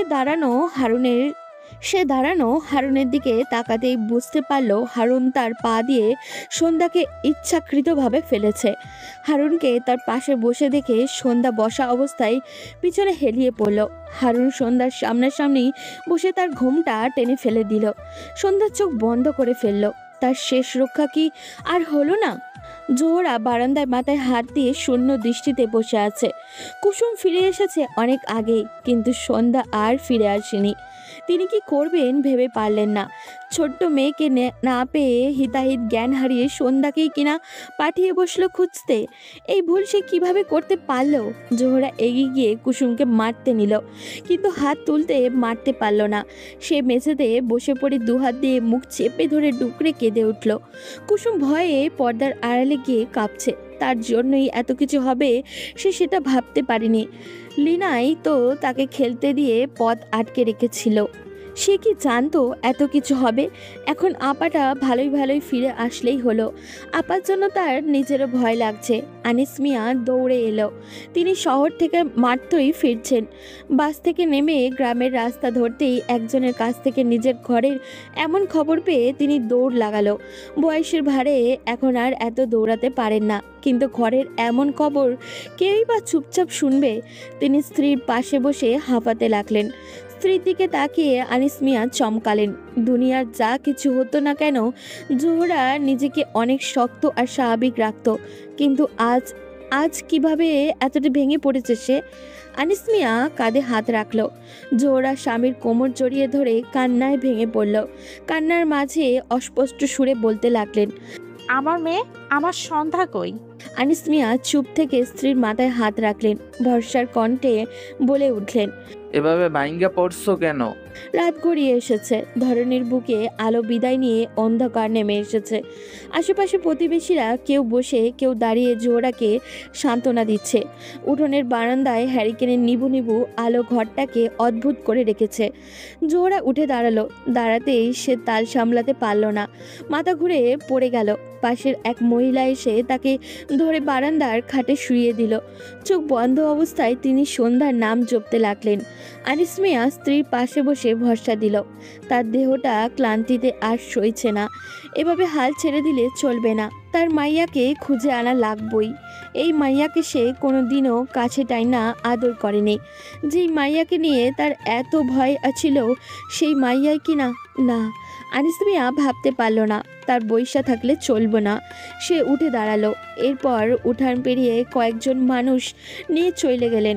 হ্যারিকেনের নিবু নিবু আলোর দিকে জোহরা তাকিয়ে আছে। তার চোখে আর পানি নেই। শুকিয়ে যাওয়া চোখ কিন্তু জ্বলছে খুব। সর্বনাশ হয়ে গেছে খালাম্মা। জোহরা চমকে উঠে দাঁড়ালো। বারবার সে মাথা ঘুরে পড়ে যাচ্ছে, কিন্তু একবার শক্ত হয়ে উঠে দাঁড়ালো। উঠান দিয়ে আনিস মিয়া সন্ধ্যাকে কোলে নিয়ে এগিয়ে আসছে। জোহরার পা আপনা আপনি থেমে গেল। সে আর পা সামনে আগাতে পারছে না, যেন মনে হচ্ছে সে একটা শক্ত পাথরে পরিণত। আনিস মিয়া দ্রুত সন্ধ্যাকে নিয়ে ঘরে গেল। চেয়ারম্যান সাহেব এসেছেন প্রস্তাব নিয়ে। প্রস্তাবটা হলো তার ভাইপো হারুনের সাথে সন্ধ্যার বিয়ে। তা শুনে জোহরা ঘর থেকে বেরিয়ে এলো। আনিস মিয়ার কড়া নিষেধাজ্ঞার জন্য সে এতক্ষণ সব চুপচাপ হজম করছিল, কিন্তু তাই বলে এমন একটা প্রস্তাব তো মানা চায় না। সে এইসব অন্যায় আবদার মানবে না। মগের মূল্য পাইছে নাকি? এই বিয়ে হবে না। আমি থাকতে এটা কিছুতেই হবে না। আজগর শেখ ফিরে তাকালেন। কতগুলো বছর পর সেই তেজি মানুষটি তার সামনে। তুমি কি কইতাছো? তুমি নিজেই জানো না। বলেই আনিস মিয়া তড়িঘড়ি করে স্ত্রীকে জোর করে ঘরে নিয়ে গেলেন, কিন্তু জোহরার প্রতিবাদী গলা ভেসে আসছে। আজগর শেখ হাসলেন। তার জীবনের প্রথম মানবী, অথচ সেই আগের মতোই রয়ে গেল, একটুও বদলায়নি। জোহরাকে আনিস মিয়া মেয়ের সাথে সাথে রুমে ঢুকিয়ে বাইরে থেকে দরজা বন্ধ করে দিল। দিন পেরিয়ে বিকেল গড়িয়ে এলো। সন্ধ্যা নামবে বলে জোহরা উঠানের দিকে দৃষ্টি দিল। চেয়ারম্যান সাহেব যাওয়ার পরে আনিস মিয়ার সাথে তার কথা কাটাকাটি হয়েছে। তিনি যাওয়ার সময় বলে গিয়েছেন এই বিয়ে সে দিবেই, চেয়ারম্যানের কথা সে ফেলবে না। সে যে তখন বের হলো এখনো ফিরল না। জোহরা আর মাথা ঘামালো না। সে মেয়ের রুমের দিকে এগিয়ে গেল। সন্ধ্যা গায়ে চাদর মুড়িয়ে খাটে হেলান দিয়ে বাইরে তাকিয়ে আছে। সন্ধ্যা এখনো সময়টা কাটিয়ে উঠতে পারেনি। জোহরার খারাপ লাগলো। তার এমন চঞ্চল মেয়েটা এমন নিথর বানিয়ে দিল কে সে এখনো জানে না। একদিন না পেরোতেই আনিস মিয়া এভাবে মেয়ের বিয়ের জন্য উঠে পড়ে লেগেছে। তার জোহরার সহ্য হচ্ছে না। আনিস মিয়ার মতে সেদিন কিছু হতে পারেনি। কেননা ওই ঝোপঝাড়ে ভাঙা ঘরটাতে চাচানোর আওয়াজ শুনে তার সেখানে গিয়েছিল। তখনই অনেক লোকের পালানোর শব্দ হয়েছিল। আনিস মিয়ার মতে সর্বনাশ না হলেও মেয়ের বদনাম তো হয়ে গিয়েছে, তাই তিনি চান তড়িঘড়ি করে মেয়ের বিয়ে দিতে। কিন্তু জোহরা মানতে নারাজ। আনিস মিয়ার কথা অনুযায়ী এমন বদনামওয়ালা মেয়েকে কেউ বিয়ে করবে না, তাই যেই পাত্রই হোক না কেন বিয়ে পড়িয়ে দিলেই সম্মান বাঁচবে। কিন্তু জোহরা তা মানতে পারছে না। তার মেয়ে কি ফেলনা নাকি? তার উপরে ওই বকাটে হারুনের সাথেই বিয়ে। জোহরা আন্দাজ করেছে সন্ধ্যার এইসবের জন্য হারুনই দায়ী। যদি এমনটাই হয় তবে সে ওই ছেলেকে ছাড়বে না কিছুতেই। সন্ধ্যা বাইরে তাকিয়ে আছে। জোহরা আস্তে করে মেয়ের দিকে এগিয়ে গেলেন। তিনি মেয়ের কাঁধে হাত রাখলেন। সন্ধ্যা ফিরে তাকালো না।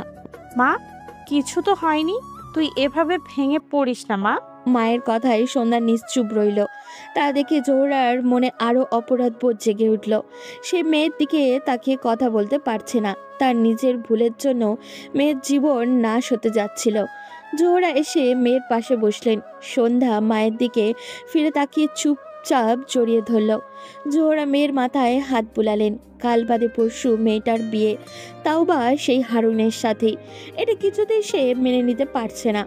তার ফুলের মতো মেয়ের সাথে এমন একটা ছেলের বিয়ে।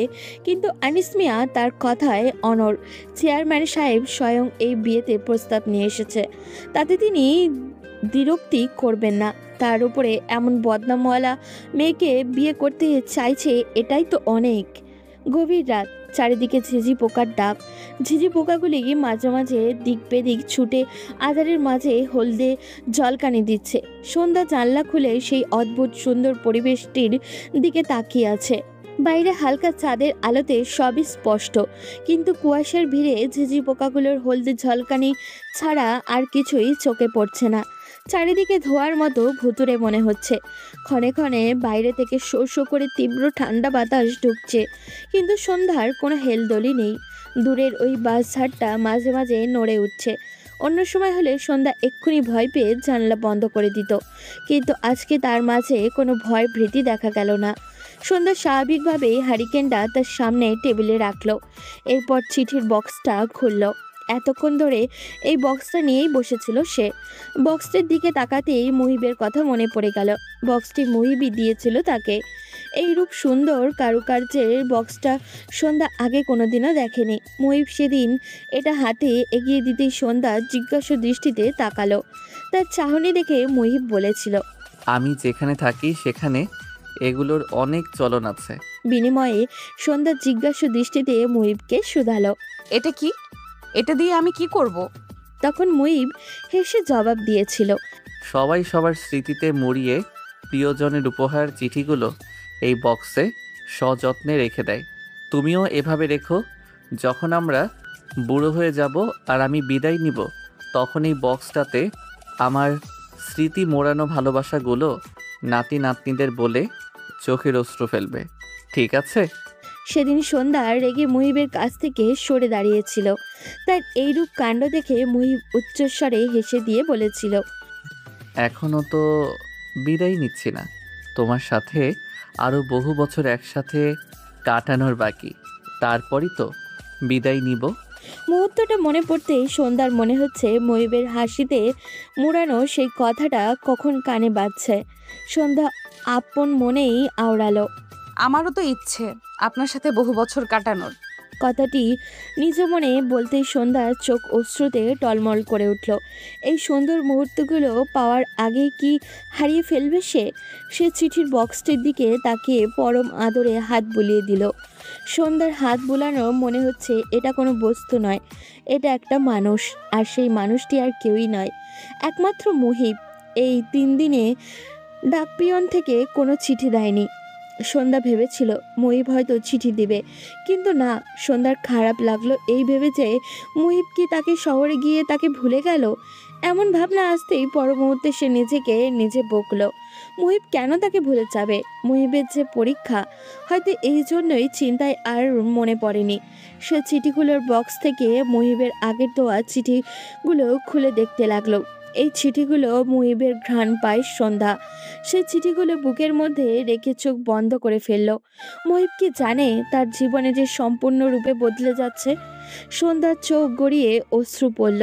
সে যে মুহিবকে তার প্রাণের স্বপ্ন পুরুষ হিসেবে কল্পনায় মেতেছিল, অথচ তার জীবনের মোড় এমনভাবে ঘুরে যাবে তা তো সে জীবনেও কল্পনায় আনেনি।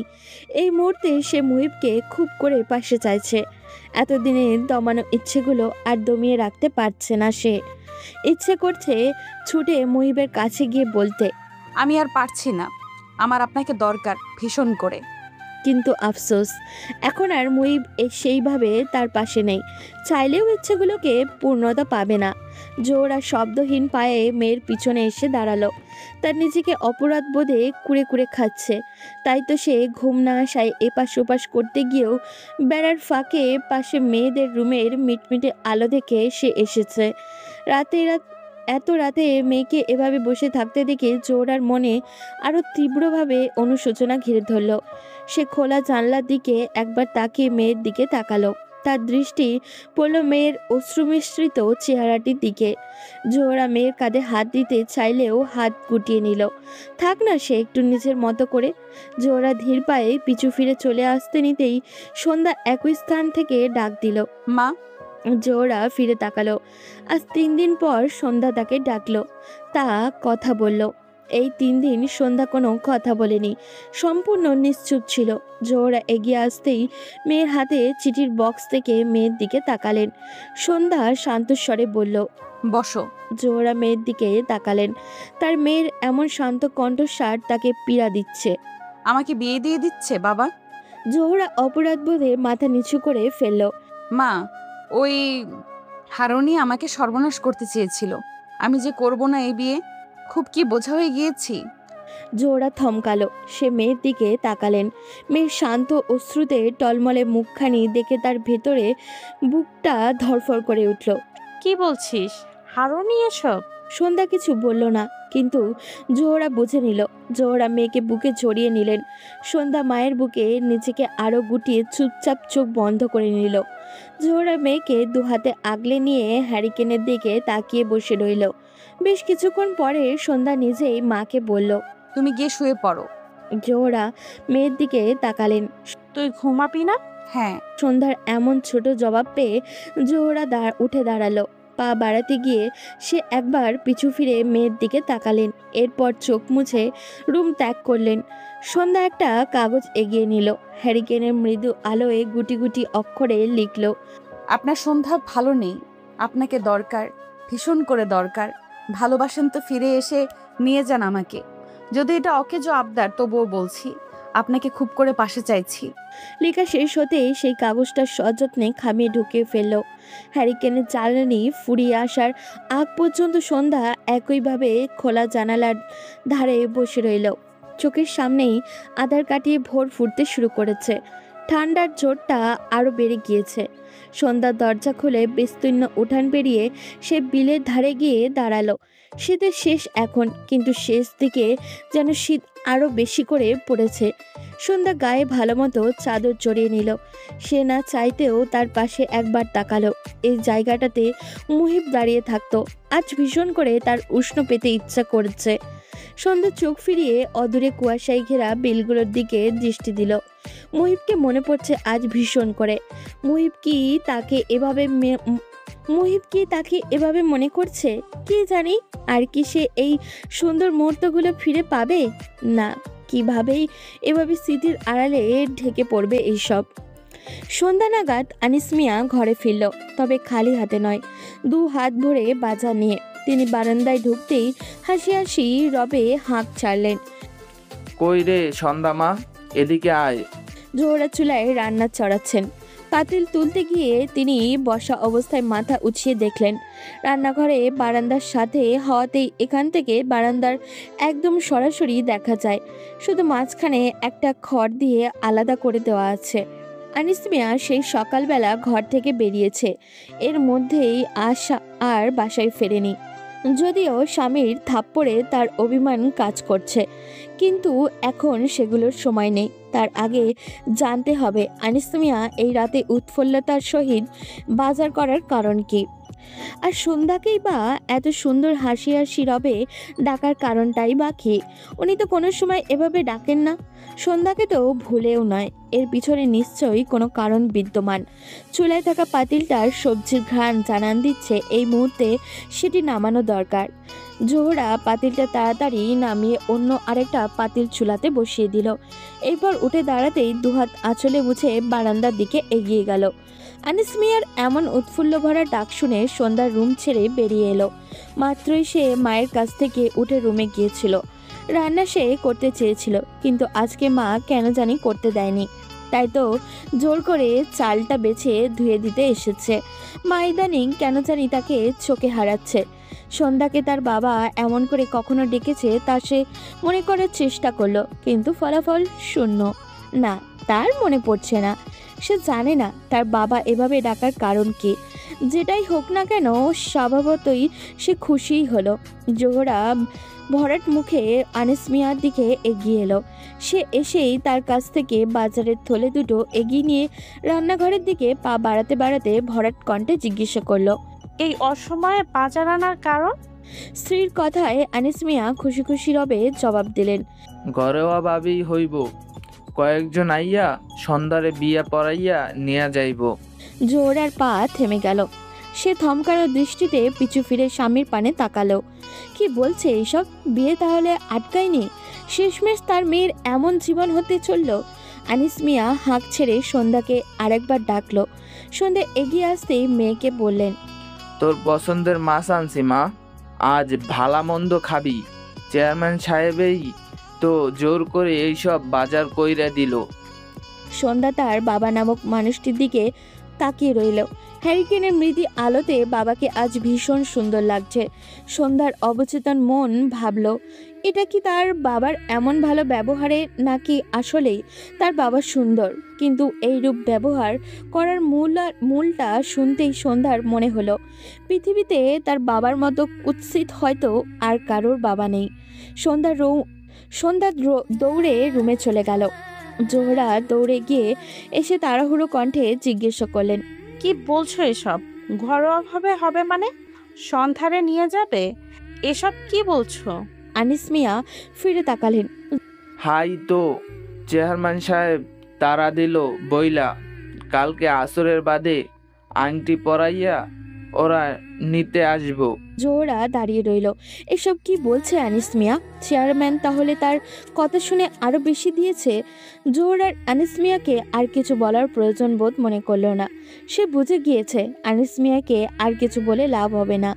আনিস মিয়া স্ত্রীর জবাবের আশা না করে আবারও পা বাড়াতে বাড়াতে বলে উঠল, যাই ইমাম সাহেব আর কয়েকজন বইলা আসি, যাতে আসরের পরে আর কোনো বিয়ে না দেয়।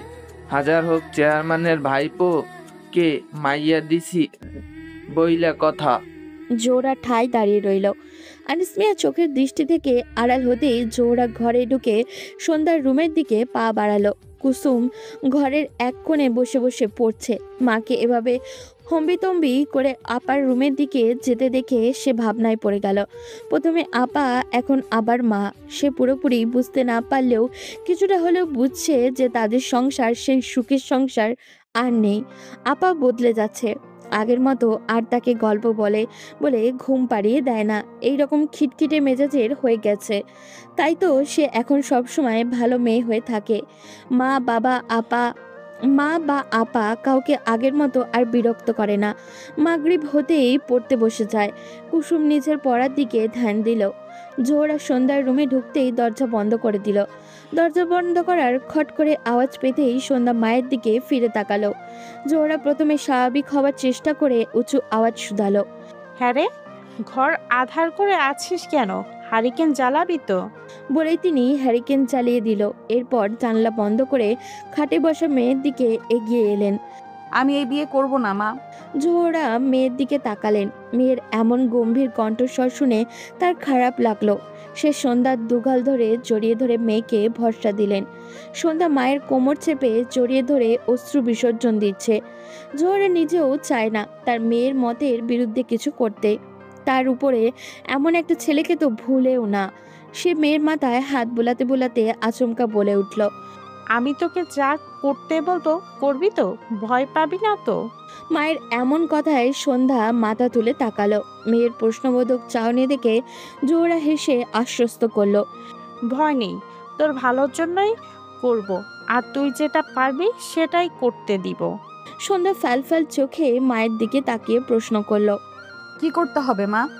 জোহরা মেয়ের অশ্রুসিক্ত চোখের দিকে তাকালেন। তার নরম হলে চলবে না। তিনি নিজেকে যথাসম্ভবত শক্ত করে বলে উঠলেন, তুই পালিয়ে যাবি। সন্ধ্যা বিস্ফোরিত চোখে মায়ের দিকে তাকালো। কি বলছো মা এসব? জোহরা দুহাত দিয়ে মেয়ের মাথার উপরে পরম আদরে হাত বুলিয়ে বলে উঠলেন, আর কোনো কথা বা প্রশ্ন নয়, যা বলছি তাই করবি। তোর জীবন আমার মতো হতে দিব না, আর ওই বদমাইশ ছেলের কাছে তোরকে জীবনেও সঁপে দিব না। সন্ধ্যা প্রশ্নবোধক চাহনিতে তাকালো। তোমার মতো মানে? জোহরা কথা ঘুরানোর চেষ্টা করে বলে উঠল, আর প্রশ্ন নয়, আমি যা বলছি তাই করবি, এছাড়া আর কোনো উপায় নেই। এখানে থেকে তোর জীবন আমি ধ্বংস হতে দিব না, অন্তত আমি বেঁচে থাকতে না। সন্ধ্যা কান্না করে দিল। এমন বলো না মা, আমি তোমাদের ছাড়া থাকতে পারবো না। নিজেকে শক্ত কর, থাকতে তোকে হবেই। এরপর একটু থেমে আবারও বলে উঠল, তোকে ঢাকায় এক আত্মীয়ের ঠিকানা দিব। আজ রাতের বাস ধরে সোজা ওখানে চলে যাবি। আমি চিঠি লিখে দিব। যতদিন না আমি চিঠি দিব ততদিন আমার সাথে আর যোগাযোগ করার চেষ্টা করবি না মা। আমি জানি আমার মেয়ে পারবেই। বলেই আদুরেভাবে গালে দু হাত রেখে মেয়ের কপালে চুমু দিলেন। সন্ধ্যা অপলক দৃষ্টিতে মায়ের দিকে তাকিয়ে রইল। তার মা কি বলছে সেটা কি আদৌ ওনার বোধগম্য হচ্ছে? সেটা তো কোনোদিনই এই গ্রামের বাইরে পা রাখেনি। সেখানে এমন একটা সিদ্ধান্ত! সন্ধ্যা পেরিয়ে ধরনীর বুকে রাত ঘনিয়ে আসলো।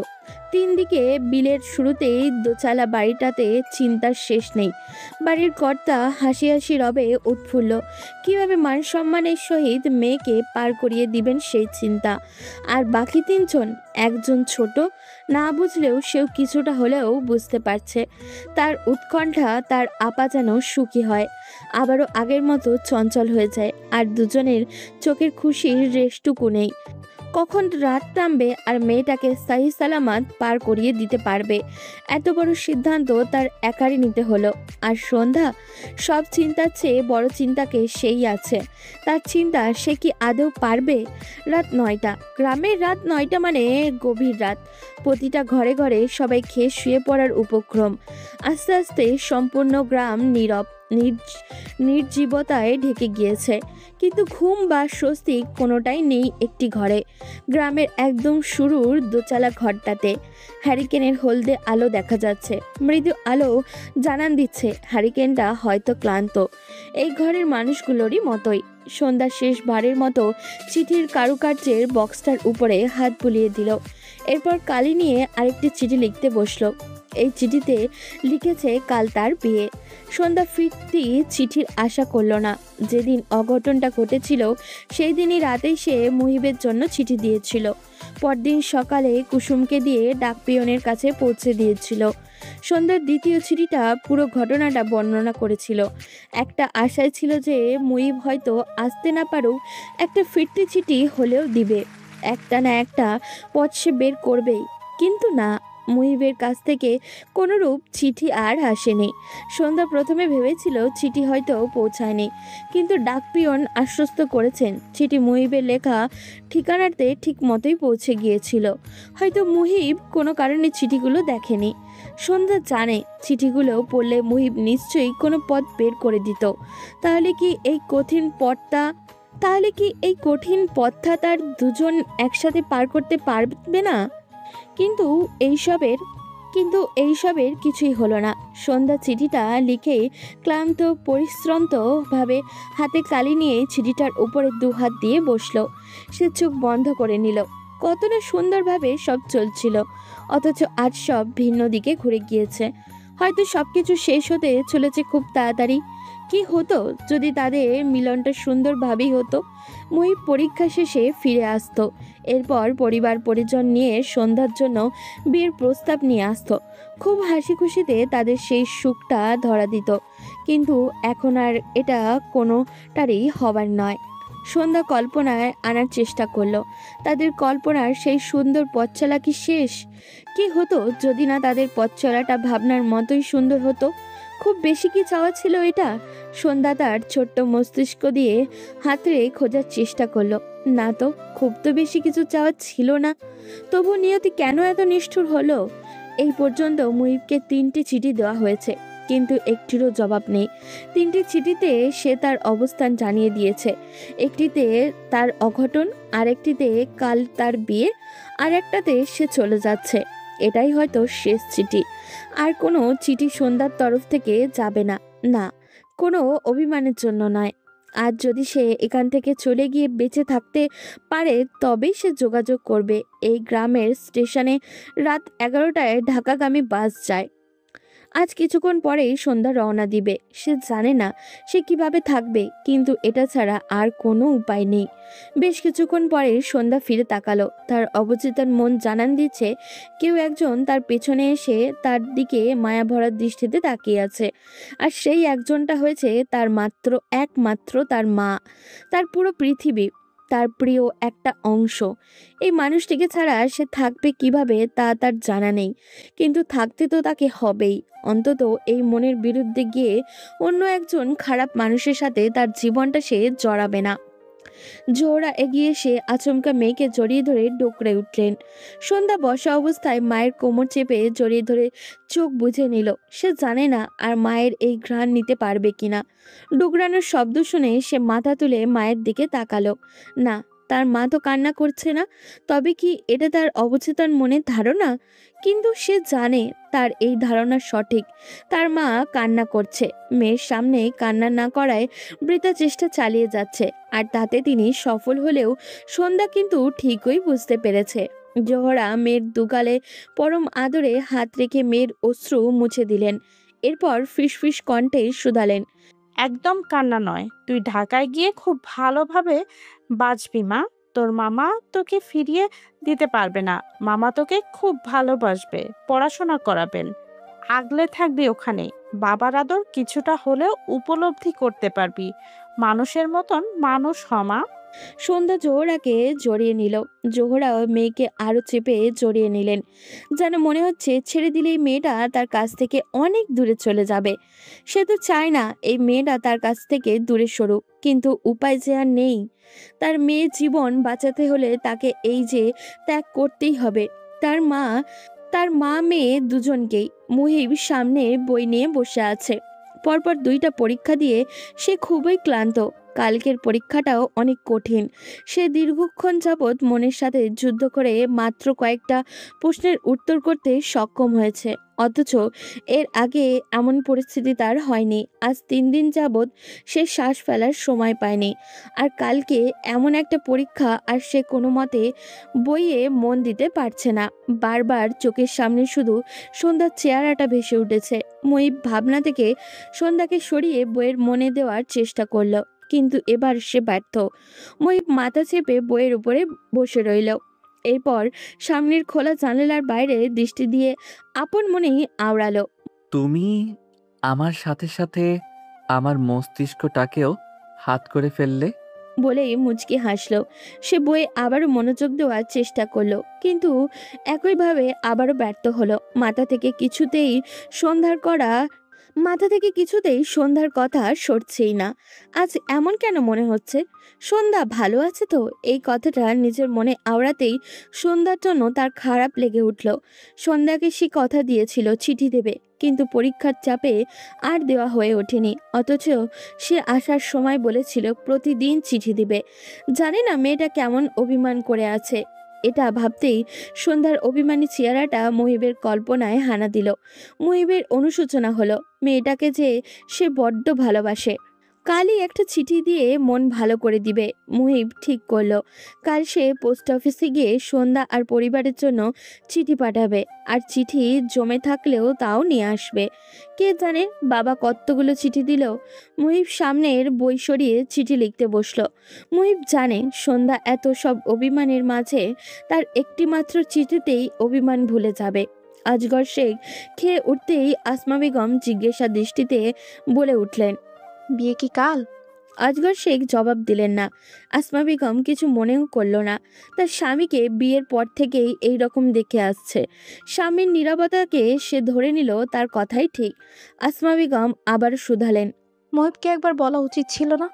আজগর শেখ চেয়ার ছেড়ে রুমের দিকে পা বাড়াতে বাড়াতে জবাব দিল, পরীক্ষার মাঝে মুহিবকে বিরক্ত করা লাগবে না।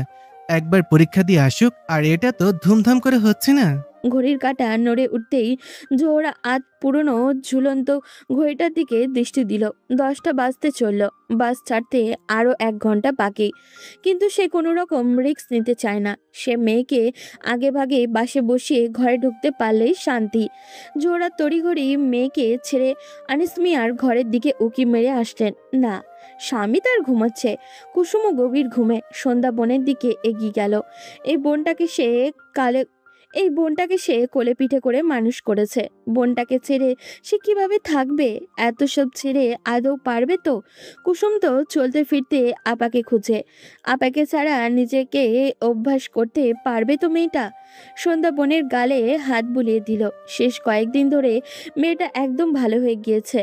যেন সে সব বুঝে গিয়েছে। আপাকেও আপার মতো থাকতে দিয়েছে। সন্ধ্যা কুসুমের কপালে চরম আবেশে চুমু দিয়ে অশ্রুমাখা কণ্ঠে ফিসফিস করে বলে উঠল, তুই ভালো থাকিস বোন। জোহরা চাদরে মুখ ঢেকে মেয়েকে বোনের কাছ থেকে টেনে তুললেন। তিনি বারবার স্বামীর রুমের দিকে উকি ঝুঁকি মেরে সন্ধ্যাকে তাড়া দিলেন। ফিসফিস কণ্ঠে শুধালেন, আয় তাড়াতাড়ি, বাদ ছেড়ে যাবে। সন্ধ্যা বোনকে জড়িয়ে ধরে মায়ের দিকে তাকালো। এরপর অনুরোধের সুরে অনুনয় করে বলে উঠল, মা, আমি এই মেয়েটাকে ছাড়া কিভাবে থাকবো? ও তো আমাকে ছাড়া কিচ্ছু বলছে না। জোহরা মেয়ের দিকে তাকালেন। তিনি জানেন মেয়ের বৃথা মায়ার কথা বলছে, যেটা হবার নয়। সন্ধ্যা আরেকবার বোনের দিকে ফিরে তাকালো। ফিরে তাকাতেই দেখলো ঘুমন্ত কুসুম জেগে উঠেছে। সে চোখ মেলে আপার দিকে তাকিয়ে রইল।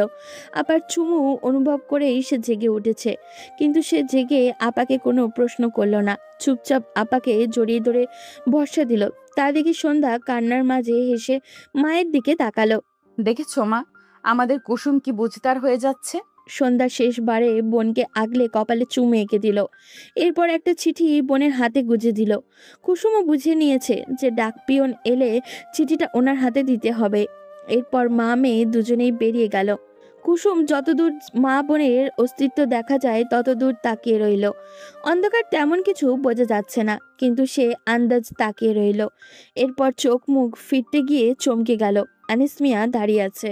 আনিস মিয়া খোলা জানলার দিকে দৃষ্টি দিল। সে একবার খোলা দরজার দিকে তাকালো, আর একবার কুসুমের দিকে। তিনি অভিজ্ঞের মতো করে মৃদু আলো ঘরের চারিদিকে দৃষ্টি ঘোরালো। না, সম্পূর্ণ ঘর নীরব। তাহলে কি তার ধারণাটাই সঠিক? এই জন্যই কি জোহরা এই কয়দিন একদম চুপ ছিল? আনিস মিয়ার ঘুম ভেঙে যাওয়াতে প্রথমে রাগ হলেও এখন মনে হচ্ছে যা হয়েছে ভালোই হয়েছে। আনিস মিয়া খোলা দরজার সামনে থেকে কুসুমকে সরতে ইশারা করলো, কিন্তু কুসুম যেন ভয়ে নড়াচড়া করতে ভুলে গিয়েছে। আনিস মিয়া দ্বিতীয়বার জোরে ধমক দিয়ে সরতে বলতেই কুসুম ভয়ে কাচুমাচু ভঙ্গিতে দরজার পাশ থেকে সরে দাঁড়ালো। আজকের মতো বাবাকে তার আর ভয়ঙ্কর কোনো সময় লাগেনি। অথচ বাবা এখনো কিছুই বলেনি, তবুও তার কেন জানি ভয় ভয় লাগছে। আনিস মিয়া কুসুমের পাশ কেটে বারান্দায় গেল। না, কেউ নেই। তাহলে কি তার ধারণাই সঠিক? সে হুড়মুড়িয়ে আধারের মাঝে দ্রুত গতিতে পা বাড়ালো। বাবার এমন তাড়াহুড়ো করে হাঁটা দেখে কুসুমও বেরিয়ে এলো। তার চোখের সামনেই বাবা কয়েক সেকেন্ডের মাঝে পথের দিকে মিলিয়ে গেলেন। কুসুমের আধারের মাঝে চারিদিকে তাকালো। অন্য সময় আপা সাথে থাকলেও ভয় লাগে, অথচ আজ সে সম্পূর্ণ একা হয়েও ভয় লাগছে না। তার একটাই ভয়, বাবা যেন আপাকে ধরতে না পারে, বাস যেন ছেড়ে দেয়। সে তড়িঘড়ি ঘরে ঢুকে দেওয়ালে থাকা পুরনো ঘড়িটার দিকে দৃষ্টি দিল। মাত্র 10:30। বাস ছাড়তে এখনো আধা ঘন্টা বাকি। তবে কি আপাকে ধরে ফেলবে? কুসুমের ভয়ে হাত পা জমে গেল। সে মনে প্রাণে দোয়া করতে লাগলো। জোহরা বাসের সিটে মেয়েকে বসিয়ে আশ্বস্ত করলো। সে সন্ধ্যাকে বসিয়ে নেমে যেতে নিলেই সন্ধ্যা জোহরার হাত ধরে ফেলল। তা দেখে জোহরা মায়ের পাশের সিটে বসে ভরসা দিলেন, কিন্তু বেশিক্ষণ পারল না। পাশের সিটের মহিলাটা তাড়া দিল জোহরাকে সিট ছাড়তে। আর কিছুক্ষণ পরেই বাস ছেড়ে দিবে। জোহরা বাস থেকে নেমেই বাইরে সন্ধ্যার সিটের পাশে গিয়ে দাঁড়ালো। সন্ধ্যা জানালার বাইরে থাকা বোরকা পরিহিত আগাগোড়া মুখ ঢাকা মায়ের হাত ধরল। আর একটু পরেই চিরচেনা এই জায়গাটা ছেড়ে যাবে। সে কি আদৌ পারবে? সন্ধ্যার ভয়ে ভয়ে অনুভূত হতেই সে জানলার বাইরে থাকা মায়ের হাত আরো জোরে চেপে ধরল। মা মেয়ের মুখে কোনো কথাই নেই, কিন্তু মনে মনে অনেক কথাই হয়ে যাচ্ছে। জোহরাও ভয় পাচ্ছে, কিন্তু মেয়েকে দেখাচ্ছে না। বাস ছাড়বে ঠিক সময়েই পেছন থেকে কয়েকজন মানুষের শোরগোল শোনা গেল। জোহরা পেছনে ফিরে তাকাতেই চমকে গেল। আনিস মিয়া হারুনকে নিয়ে দাঁড়িয়ে আছে। হারুন সন্ধ্যার দিকে তাকিয়ে হাসি দিল, যে হাসিটা দিয়ে সে অনেক কিছু বুঝিয়ে ফেলেছে। তা দেখেই সন্ধ্যা ভয়ে মায়ের হাত চেপে ধরল। তার কি তবে আর যাওয়া হলো না? সকাল নেমে এলো। সন্ধ্যা মেঝেতে হাঁটু মুড়ে বসে আছে। রাত থেকে সকাল ফুটে গেল, অথচ তার চোখে ঘুম আর ধরা দেয়নি। ঘুম আসবেই বা কিভাবে? এই তো আসরের পরেই তার কাবিন হয়ে যাবে। চোখের পলকে বাকি সময়টুকু কেটে যাবে। সন্ধ্যা চোখ মুছে নিল। চোখের পানি যেন বাদ মানছে না। মা বোন কাউকে রাতের পর থেকে আর দেখেনি, দেখবেই বা কি করে? সে যে রুমবন্দি, সে জানে তাদেরকে বাবাই আটকে রেখেছে। সন্ধ্যা তার কপাল মেনে নিল। যা হওয়ার হবে। কপালের লিখন তো খণ্ডানো যায় না। সন্ধ্যা নিজেকে মানাতে চেষ্টা করলো। হয়তো হারুনের সাথেই তার জীবন লেখা আছে। এখন আর কিছু তো হাতে নেই। জীবনটা না হয় অপছন্দের মানুষের সাথেই কাটিয়ে দিবে। হয়তো এটাই তার কপালে লেখা ছিল। নিজেকে হাজারো মানানোর চেষ্টা করলেও তার ভয় ভয় অনুভূতি হচ্ছে। বারবার মুহিবের চেহারা ভেসে উঠেছে। আচ্ছা, মুহিব কি চিঠিগুলো দেখবে না? তার আর মুহিবের সুন্দর মুহূর্তগুলো তবে কি কল্পনায় রয়ে গেল? মুহিবের কথা মনে পড়তেই তার চোখ গড়িয়ে জল নেমে এলো। এত সব সুন্দর মুহূর্ত কি ভুলেও আদৌ কি সে হারুনের সাথে নিজেকে আবদ্ধ করতে পারবে? সন্ধ্যা নিজেকে শক্ত করলো। এটা ছাড়া আর কোনো উপায় নেই। পারতে তো তাকে হবেই। মা বোনের দিকে তাকিয়ে হলেও এইসব মেনে নিতে হবে। সন্ধ্যা রুমের বন্ধ দরজার দিকে অশ্রুমাখা চোখে তাকালো। সেই রাত থেকে সে রুম বন্দি, এখনো কেউ দরজা খুলো না। সন্ধ্যা চোখ মুখ মুছে নিল। জানলার টকটক আওয়াজ হতেই এক মুহূর্তেই সে খুশি হয়ে গেল। তার মনে হলো মুহিব বোধহয় এসে পড়েছে। তাহলে সে কি চিঠিগুলো পড়েছে? সব কি তবে ঠিক হয়ে যাবে? দ্বিতীয়বার আওয়াজ পেতেই সন্ধ্যা উৎফুল্ল হয়ে বসা থেকে উঠে দাঁড়ালো। জানলার ধারে এগিয়ে গেল। খুশি খুশি রবে সে জানলা খুলতেই চমকে গেল। হারুন বিশ্রীভাবে হেসে তার দিকে তাকিয়ে আছে। সন্ধ্যার ভাবতেও ঘৃণা লাগছে যে এই মানুষটার সাথেই তার বাকিটা জীবন কাটাতে হবে। সন্ধ্যা জানলা বন্ধ করে দিতে গেলেও হারুন খপ করে গ্রিলের ভেতর দিয়ে জানলার কবজা ধরে ফেলল। সে সরে যেতে নিলেই হারুন শিকল ভেদ করে তার হাত ধরে ফেলল। হারুন শক্ত করে সন্ধ্যার হাত চেপে ধরে আছে। সন্ধ্যার ব্যথায় চোখ ভরে উঠল। এই দক্ষিণ দিকটাতেই কেউ আসে না, তাই হারুনের এই অসভ্যতামি করার চোখে পড়বে না। সন্ধ্যা তাচ্ছিল্য হাসল। চোখ পড়লেও বাকি, তার বিয়ে তো কিছুক্ষণ বাদেই হবে। হারুন সন্ধ্যার হাত আরো মুচড়ে ধরতেই সন্ধ্যার চোখ গড়িয়ে পানি নেমে এলো। সে বুঝতে পারলো হারুন এটা ইচ্ছা করেই করছে। ব্যথায় সন্ধ্যার হাত ছাড়ার চেষ্টা করলো, তাতে হারুনের কোনো মাথা ব্যথা নেই। সে আবারও গা জ্বালানো হাসির সহিত বলে উঠল, খুব বার বেড়ে গেছে তোর না? আমারে থাপ্পড় মারছিলি না? এ হারুনকে মারছিলি? এ হাতটা দিয়া না আজকে রাতেই তোরে সব মিটাই দিমু। বলে আবারও বলে উঠল, তোরে মুই বিয়া করছি শুধু তোরে শিক্ষা দেওয়ার লেগে, আর কিছুই না। তোরে ভোগ কইরা সাইরা দিমু। তোরে অহংকার মুই মাটিতে পিষা মাইদা সারমু। সন্ধ্যা হাত ছাড়ানোর বৃথা চেষ্টা করে অনুনয় সুরে বলে উঠল, আমাকে ছেড়ে দিন দয়া করে, ব্যথা পাচ্ছি। সন্ধ্যার কথা শুনে হারুন যেন মজা পেল। সে হেসে হাত আরো জোরে চেপে ধরে ক্ষোভের সহিত শাসালো, সাইরা তো দিমুই তোরে, এই হাতটা আগে শেষ করে দিমু। থাপ্পড় দেওয়া শোটটা লয়ে লই হারুন রে আঘাত করছিলি না? আর মাত্র কিছুক্ষণ সময়, তারপর তো তোর আমার কাছেই যাইতে হইব। তোর লগে বহুত হিসাব নিকাশ বাকি আছে, এইগুলো আগে কষাইলে তারপর তোরে ছাইরা ছুইরা মারমু আমার জীবন থেকে। বলেই হারুন বিশ্রীভাবে হেসে চলে গেল। আর সন্ধ্যা লাল হয়ে যাওয়া হাতটা ধরে রইল, ওখানেই বসে গেল। এই কার সাথে তার জীবন আবদ্ধ করবে? হারুনের কর্মকাণ্ডে বুঝিয়ে দিয়েছে সে ভালোবেসে কিছুই করছে না, সে শুধুমাত্র ক্ষোভের বশে সব করছে। ক্ষমা করে দিও আমায় মা, তোমার যোগ্য মেয়ে হতে পারলাম না, আমার স্বপ্ন আমি পূরণ করতে পারলাম না, পড়াশোনা করে তোমার মন মতো তোমার অপূরণগুলো পূরণ করতে পারলাম না। কুসুমি না হয় আমার অপূর্ণতাগুলো পূরণ করে দিবে। জানি তুমি কষ্ট পাবে আমাকে হারিয়ে, বিশ্বাস করো কয়েকদিন গেলেই সব ঠিক হয়ে যাবে।